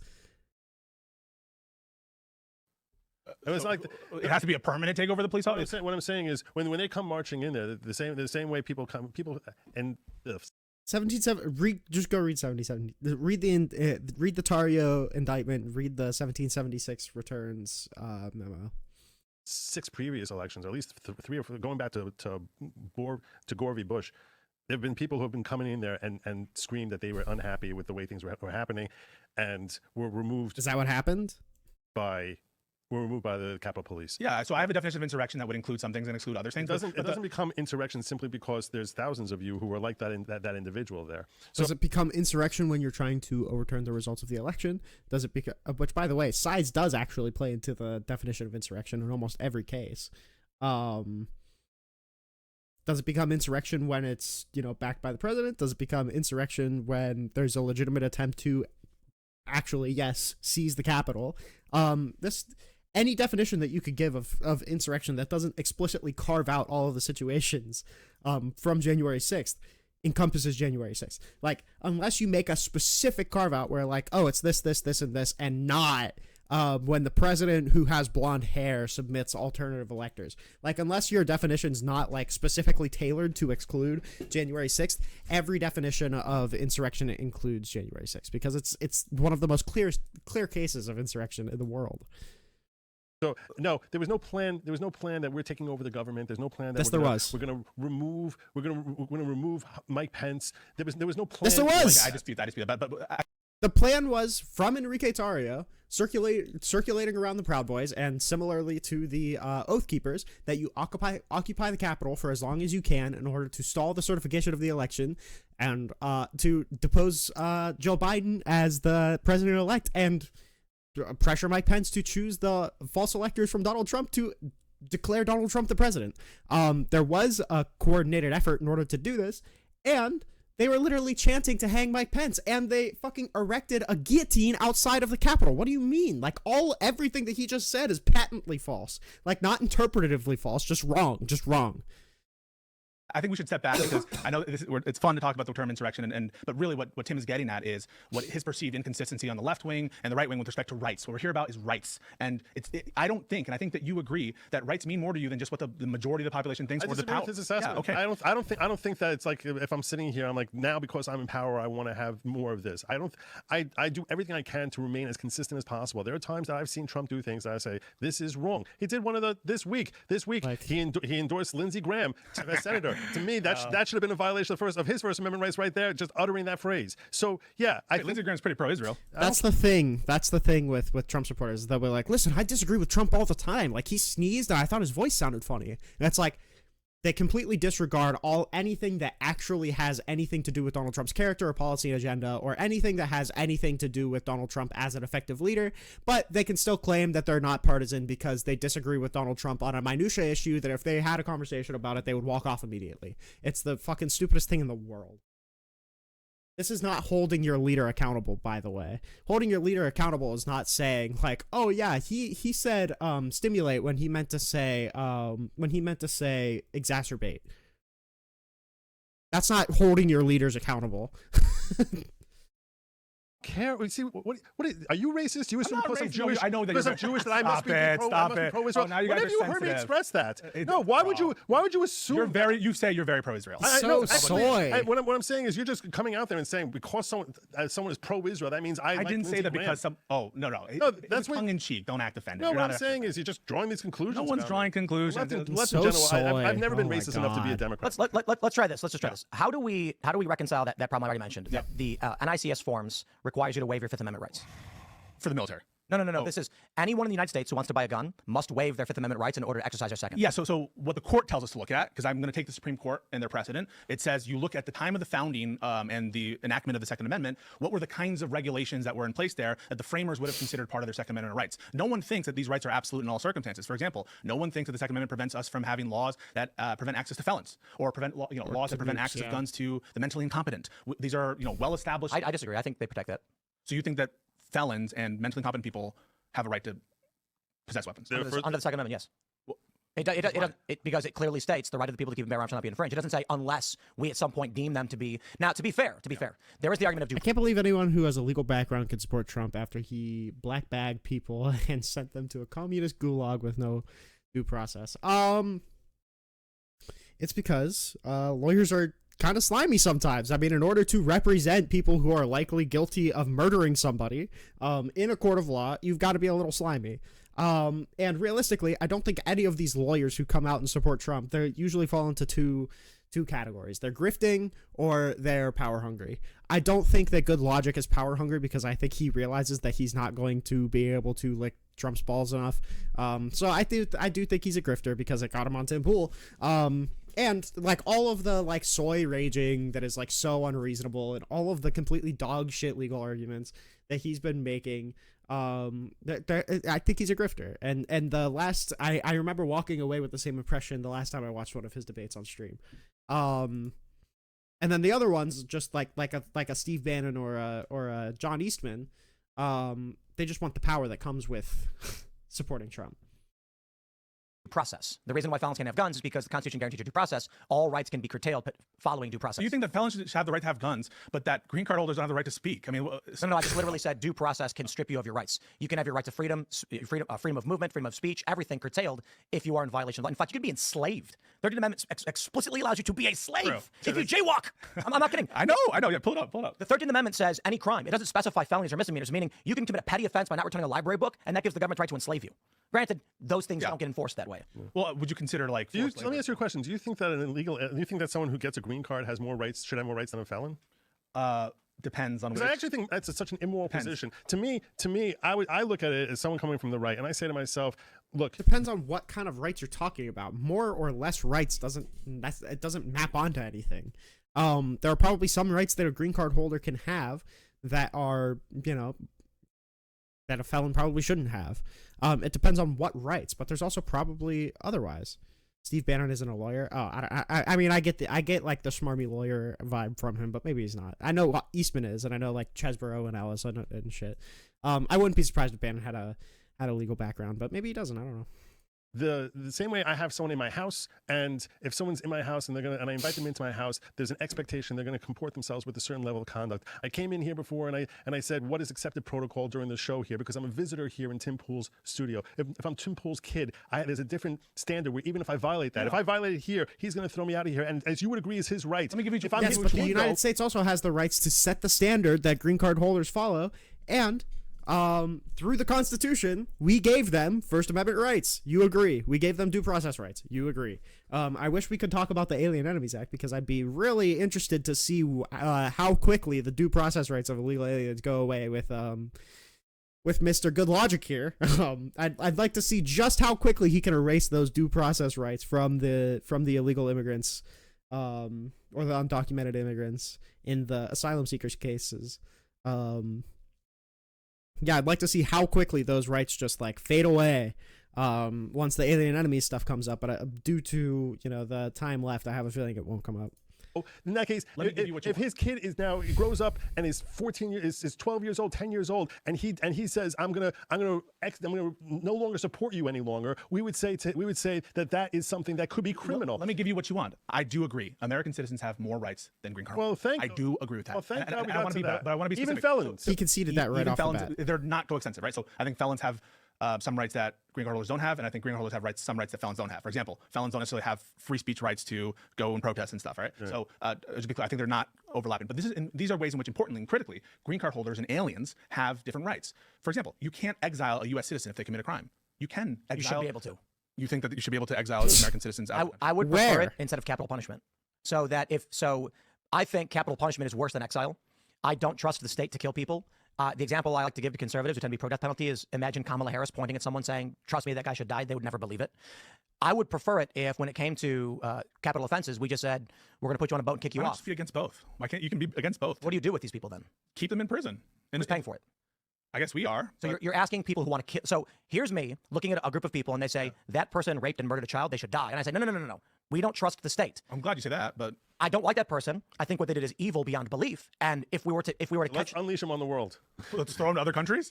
Yeah. Well, Also, yeah, if you're just gonna put them on a boat and ship them somewhere, you're giving that country a rapist and a murderer. That's bad, Tim Pool, Mr. Pool. That's a bad thing. That's a bad thing. to other countries, my point is... Wait, do you want to release like child rapists into Cuba? So the argument would be, that presupposition is that you trust the government explicitly and implicitly. Do you? I don't trust the government. So if Donald Trump came to you and said, Mahmoud Khalil is a rapist and a child murderer, would you say, okay, Trump, you're right? I'd say prove it. Exactly. Yeah. And now what if he said, we have circumstantial evidence that I believe proves it beyond a reasonable doubt, but nothing definitive, no video, but enough to where a jury of Americans say, we believe it, he should be killed. Wait, no, proof beyond a reasonable doubt we have? Yes. Then put it in front of a jury and it'll be a conviction. Okay, so my point is, I don't believe the state should be able to murder people. Okay. There are, with certain exceptions. That is, a police officer literally watching someone about to rape and murder a child uses force to stop. That's self-defense and that's imminent.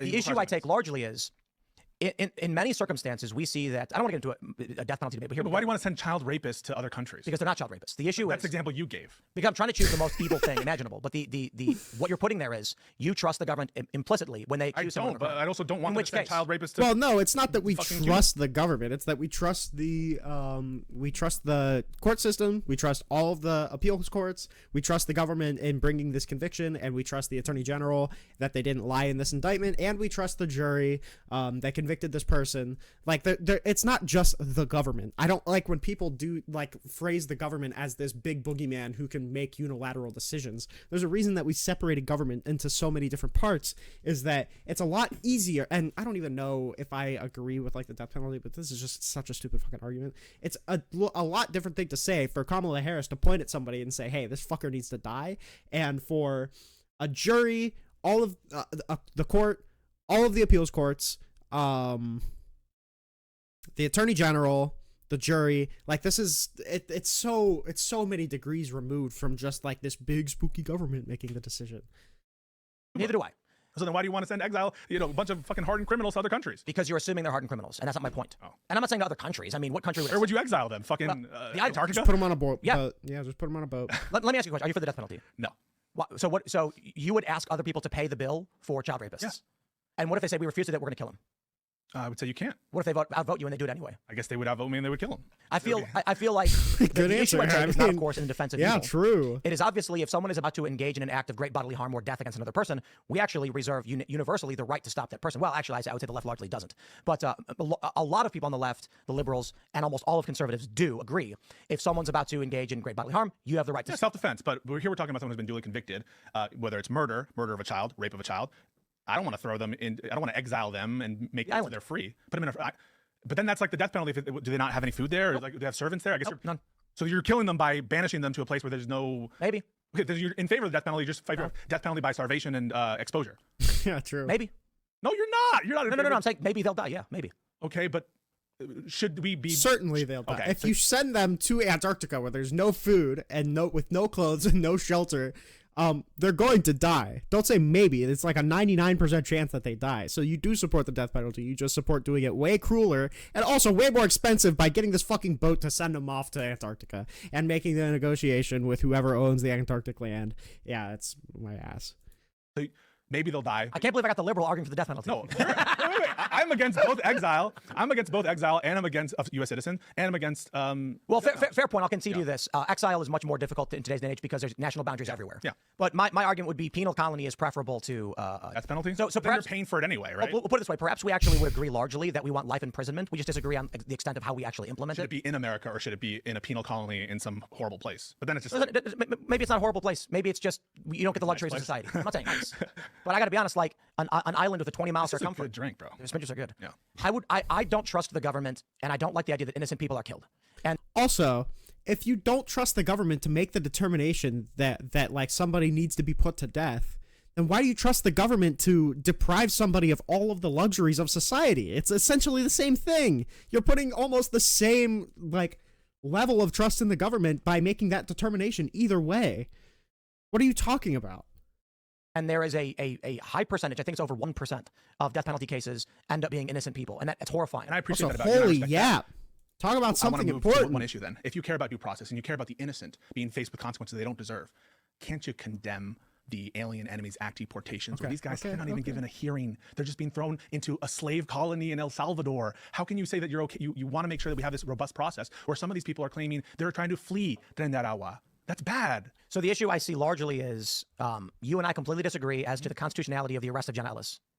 Okay. Right? Is that irreconcilable on every single issue? Can we have this round on this? This is the easiest and one example I can cite, though there are many others, in which I feel the establishment state, which includes neocons, although So Tim Pool just literally says like, okay, I don't give a fuck if Donald Trump violates the Constitution because it's already been violated before, and the Constitution is useless. It's a piece of paper. We can violate it whenever we want to. That's the stance of Tim Pool. Very good. Very good. neocons have now joined the Democratic Party, have waged war on the American people for the purpose of power. They are violating the Constitution. They do it every single day. You guys don't get it. I'm so libertarian that I'm willing to sell all my rights to the government. This is so stupid. And he doesn't realize that, like, by being like this weird kind of like, I'm not going to condemn anything. Like, he doesn't realize that he's kind of horseshoeing back into being a hyper-partisan because he's refusing to condemn any violation of rights because it's the Republicans doing it and because the left sells out to the government, and so I'm going to sell my rights to the government without a fight. It's the stupidest thing in the goddamn world. And this is so stupid. This is one of the stupidest arguments I've ever heard in my whole life. Donald Trump is responding with commensurate force against forces that were enacted against him and his movement. Against some people who could be yeah, against who? Against like a bunch of rando fucking immigrants? So my point is this. First of all, they're just all illegal ignore immigrants. that. Yeah. We don't know that. Do you know that? There has been no argument presented and all information released by the administration as to those it deported. We don't have a full accounting of everyone on there. The government admitted in its oral argument. And I agree with you on that. Yeah. And I've since this started agreed Trump needs to release a list of every person he's deporting to prove to the public these are non-citizens. But even illegal immigrants under the INA have rights even to expedited removal procedures. One thing that Trump is doing that Joe Biden didn't do is he extended expedited removal to its maximal scope. Agreed. Yeah. But here's my point. Joe Biden created, and so did Obama, paths to legality in the United States that some would argue are extra legal, notably DACA. So that's not a congressionally approved action. That was an executive order. True. So the view on the right would be, during the Obama administration and during the Biden administration, they created special provisions that seemingly violate the moral foundation of this country and our laws to bring in as many immigrants as possible. Claiming that everybody who came here was an asylee is an affront to reality in that many of these people, some of them came from Africa. Certainly you can want to flee Africa, but Brazil is awesome. And Mexico is awesome. But asylee status is based on whether Mexico you're is persecuted. You can awesome? be persecuted in Brazil. You can be persecuted in Africa. Exactly. But if you're from Africa and you come to Brazil where you're no longer persecuted, and then you have to go through every single country, and none of those countries do you stop. Or more importantly, when the caravans were passing through Mexico, and Mexico offered all of them asylum, and they all... By the way, all of this is a diversion. The question was, do you disagree with these people's due process being uprooted? He's talking about the constitutionality of DACA. Just answer the question. I don't know if conservatives live in a reality where we should be minimizing the infringements of our rights, or if like one thing just completely breaks the scale and that once one of our rights is violated, that means that fuck rights for everybody. I don't know if that's the stance of the Conservative Party right now. This is how democracies crumble. This is how rights become useless, is because these people who think that they're fighting, or who think that they're righteous, aren't willing to stand up for your rights on the grounds that they're too libertarian. What? said no, that is an affront to the goodwill of the American people. It's also it's not compliant with asylee law, where you have to stop at the first safe harbor states, and so they no longer are asylee when they get here. But real quick, my point is that you asked me about Donald Trump's deportation. What about asylum seekers from Mexico then? Would you say that those are valid asylees? And also, someone claiming asylum makes them an asylum seeker necessarily. Now, whether or not they have a claim to asylum is a different thing. They need to go through the process. They need to go to the asylum court.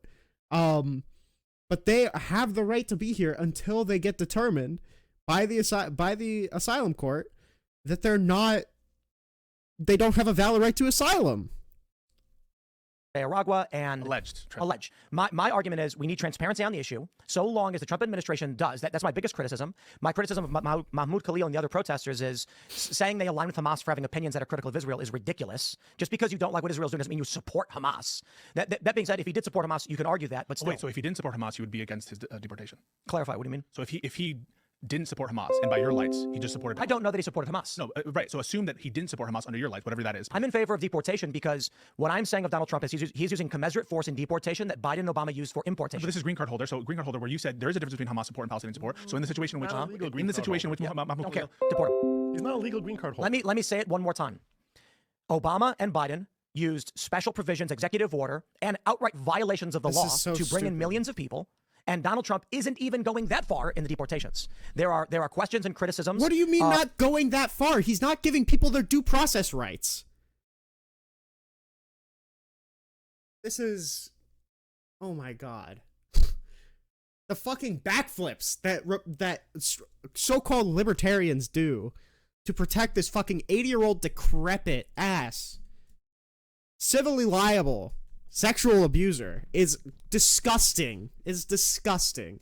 They're not even that bad. I mean, what's a little bit of due process? Don't you know that Obama started DACA through executive order? So what's the point of even maintaining the 1st, 2nd, 3rd, 4th, 5th, 6th, 7th, 14th amendments? What's the point?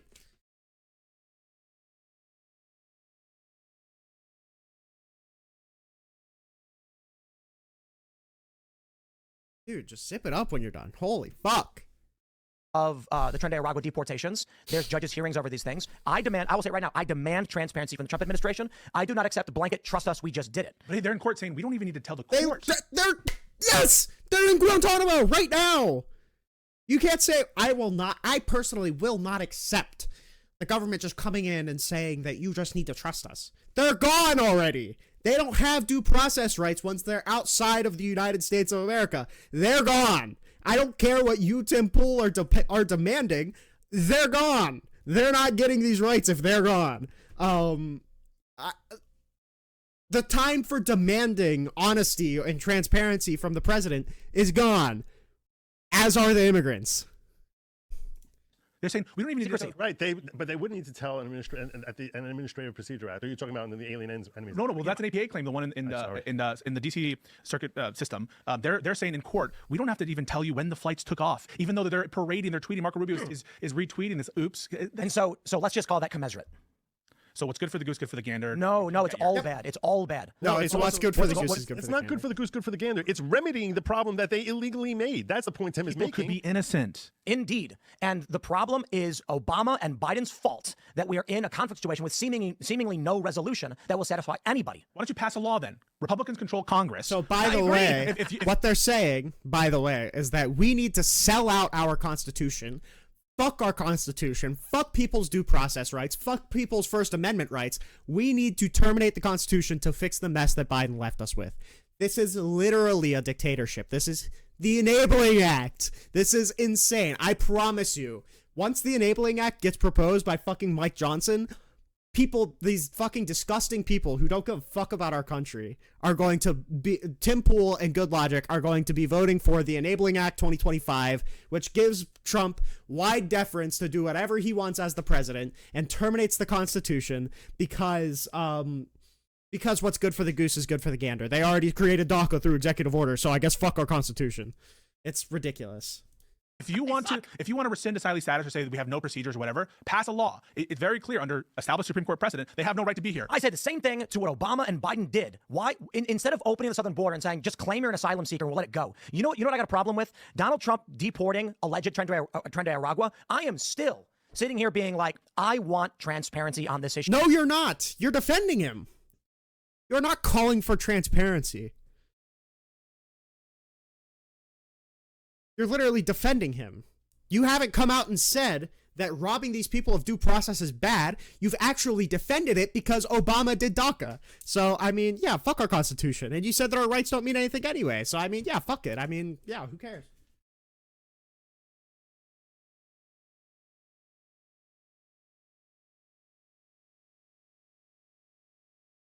It's gross.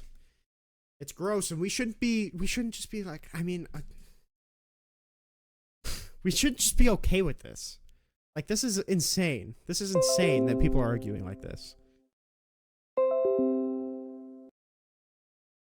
Issue, and I will tell them to their faces when I see them, and I will say it, give the public a list and prove it, because we want to believe you're doing something that's right, but as long as you pretend it's going to be in secret and you refuse to tell us who's actually being deported, we have problems here. They've released partial lists, you're correct, but when the news report comes out about a barber or this runner being deported because of criminals, do not care. Do not exploit the goodwill of this country. Do not lie to our faces that you need asylum when you're coming here for economic status. But more importantly, he's literally getting mad at the people who got their due process robbed from them. I promise you that when the Enabling Act gets proposed in Congress, that Tim Pool's just going to say, like, listen, I mean, Joe Biden has done so much bad with the border and just, like, we've just ignored the Constitution to let all these people in, so maybe we do need an Enabling Act for Donald Trump to clean all of this up. I would prefer it didn't happen. I don't want to see a gay barber in El Salvador. He might have been persecuted. Gay people are persecuted. Indeed, and he could have stayed in Mexico. Mexico's awesome. Yeah, but that's a substantive claim because there could be reasons why it doesn't count as a safe country under the law. But even if it does, and even if, because that would be an argument that says his asylum claim is a loser. I don't care. Even if his asylum claim is a loser, doesn't he have a right under your very same framework that says that you want to protect people who are, improperly accused, you want to protect even people who do child rape from the death penalty? No. From the death penalty. No. You are absolutely misunderstanding. No, from the death penalty, sorry. The death penalty is that evil people get what's coming to them, but the state can be included among evil people. It is not that I want to protect those people. It's that I am concerned the innocent will die because the state wants innocent people to die. Right, and in order to protect the innocent, you're protecting bad people. Bad people, right. As Benjamin Franklin and Blackstone said, it is better that the guilty go free than the innocent suffer. Well, there you go. So you are not innocent when you illegally enter this country. But this guy's not alleged to have illegally entered the country. Yes, he is. He's alleged to have presented himself at border for inspection and admission and claimed asylum. That's exploitation. What do you mean exploitation? Joe Biden opened the border to tens of... Oh my God, this is disgusting. These are literally legally permitted people under the AEA.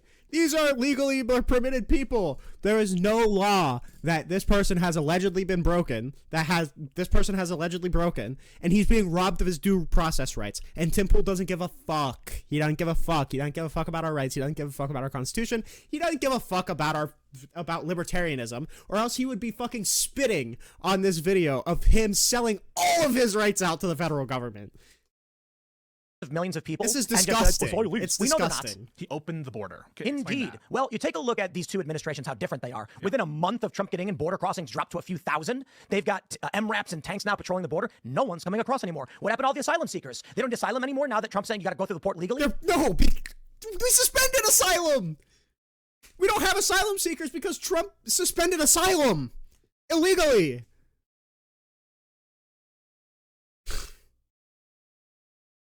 They're not going. They're not going to the border in Mexicali and Calexico and saying I'm an asylum seeker. They just stopped coming. So you're alleging that Joe Biden did not enforce immigration law? I mean, he was. It's a fact. He's deporting more people than Trump is. He deported a lot of people, but here's a fact. CBP, as reported on The View of all places, children were coming across the border with numbers on their arms to be sold into sex slavery. And the CBP under Biden were instructed to facilitate that. And there were people driving vans who knew what's happening. You got a problem with it? Take it up with The View and Dr. Phil. They're the ones who reported it. Yeah, so first of all, Yeah, I will take it up with The View and Dr. Phil. Why the fuck are you getting your information from The View and Dr. Phil? The fuck is wrong with you? Dr. Phil's a fucking, well, I have people And in blame my, the wait, I have people in my life. head I of just the want to CBP say, union I have people who in said my it on life. camera. I have people in my life who like Dr. Phil's content, so I'll save the aspersion. Listen, there's very different, big differences in immigration policy, no doubt, but something I would hope that we would have agreement on, regardless of how bad you think, even assume Joe Biden opened the doors to illegal immigration. Things should be done the right way, not the wrong way. If you want to have summary removals, then pass a law that allows for that, or right, because you took issue with DACA, right? You took issue with DACA? Indeed. So shouldn't you be consistent and say, well, I don't support excesses of executive power when it's done in favor of immigration or against it. Be consistent. The issue is, and the point I'm bringing up, the reason why Trump is doing the things he's doing, and the difficult moral position I find myself in is, Biden did many things which were destructive to this country, and Trump is reversing those things. Biden did a whole, so, it is, imagine it this way.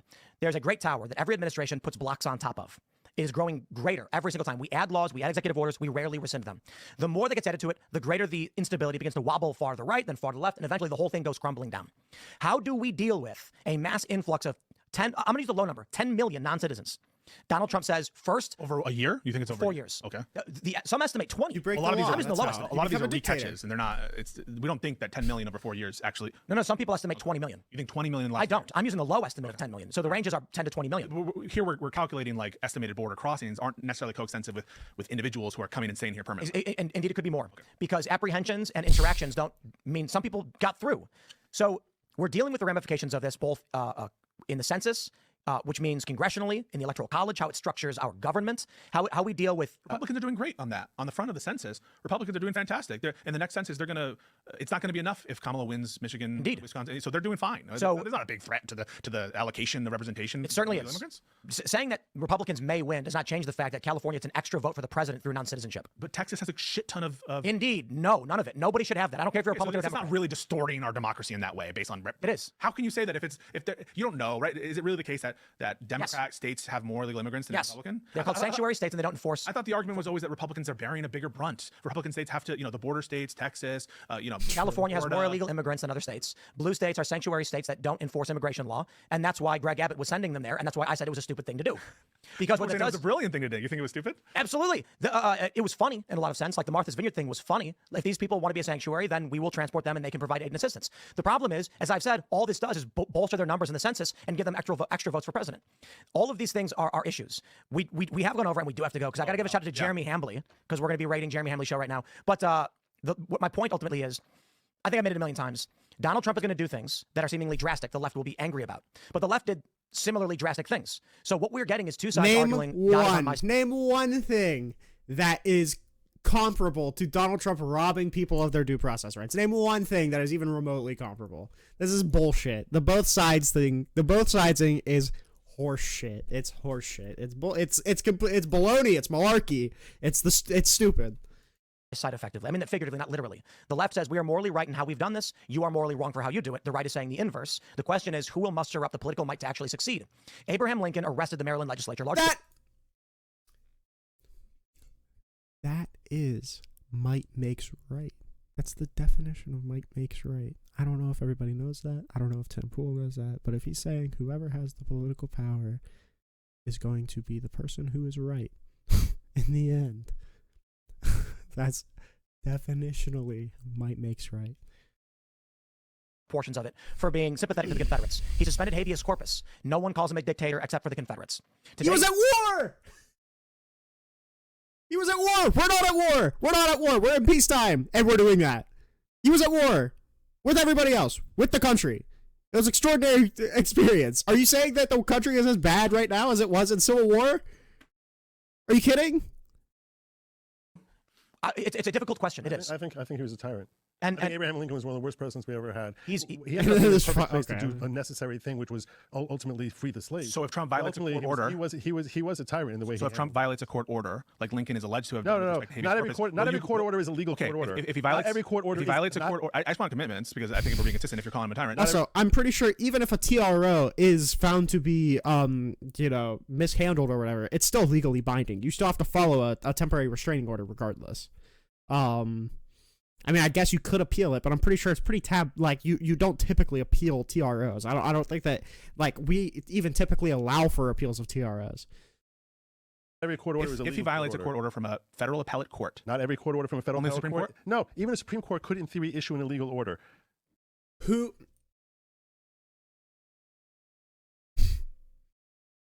Yeah, I mean, Donald Trump is the framers were very clear that the executive branch has the power to interpret legality and that he can just do whatever the fuck he wants because if he determines that the Supreme Court issued him an illegal order, he can just violate it because ultimately the executive is responsible for interpreting constitutionality. This is fucking disgusting. I don't like this is vile and this person is a piece of no. I'm not going to be that straight. I'm not going to be that mean. But holy fuck. That's right. Even the Supreme Court, because if in fact the Constitution says that they don't have a certain right to something, and a federal judge, district court judge, completely disregards what's written in the statutes, would you agree with me that this black letter statute which says something, and a federal judge disregards that, and he issues an order in complete opposition to what is expressly written word for word? And you appeal would it. You agree that's an illegal order? I agree with Marbury v. Madison, which it's emphatically the providence and duty of the judicial department to say what it has to be a reasonable interpretation of an ambiguous according term. to Trump. So I'm not saying overturn it Marbury is. v. Madison. It's going to be according to Trump. If Trump determines that the Supreme Court issued an illegal order, he can just get rid of it, and that's exactly what he's going to argue when it happens. I promise you. It just gives the power to the court to overturn a statute. They're not overturning the statute. If they read a statute as the inverse of what the written words of the statute means, and the district court judge were to do that, decide I'm going to do this. You know what? I don't care that it says this. I don't care what the statute says. I'm going to write this. That would be an illegal order. If that illegal order got affirmed at the circuit level, that would still be an illegal order. And if the Supreme Court orders Trump, if the Supreme Court in fact did it, that still would be an illegal order. And so you're telling us right now that if the Supreme Court orders Trump to do something, and he defies it, you're not going to commit to condemning that action of him defying the Supreme Court. Oh, on a political level, as far as the legal level, you ask me in any given and whatever you ask me whatever your hypothetical. What I will tell you is this. I'll tell the fact that he didn't say no is terrifying and disgusting. The end of this video got corrupted. It didn't record right, and I wasn't streaming properly because internet issues throughout this whole video. This was a really scuffed stream, but hopefully this is like a pretty decent version of it so the people who caught glimpses of it can see the whole thing. I implore you to go and check out Pisco, and what I was going to say is that it's disgusting because it looks like MAGA is going in the direction of giving away all of our rights, but I already said that in the video, so scuffed video, but thanks for sitting through 3 hours of it, and subscribe so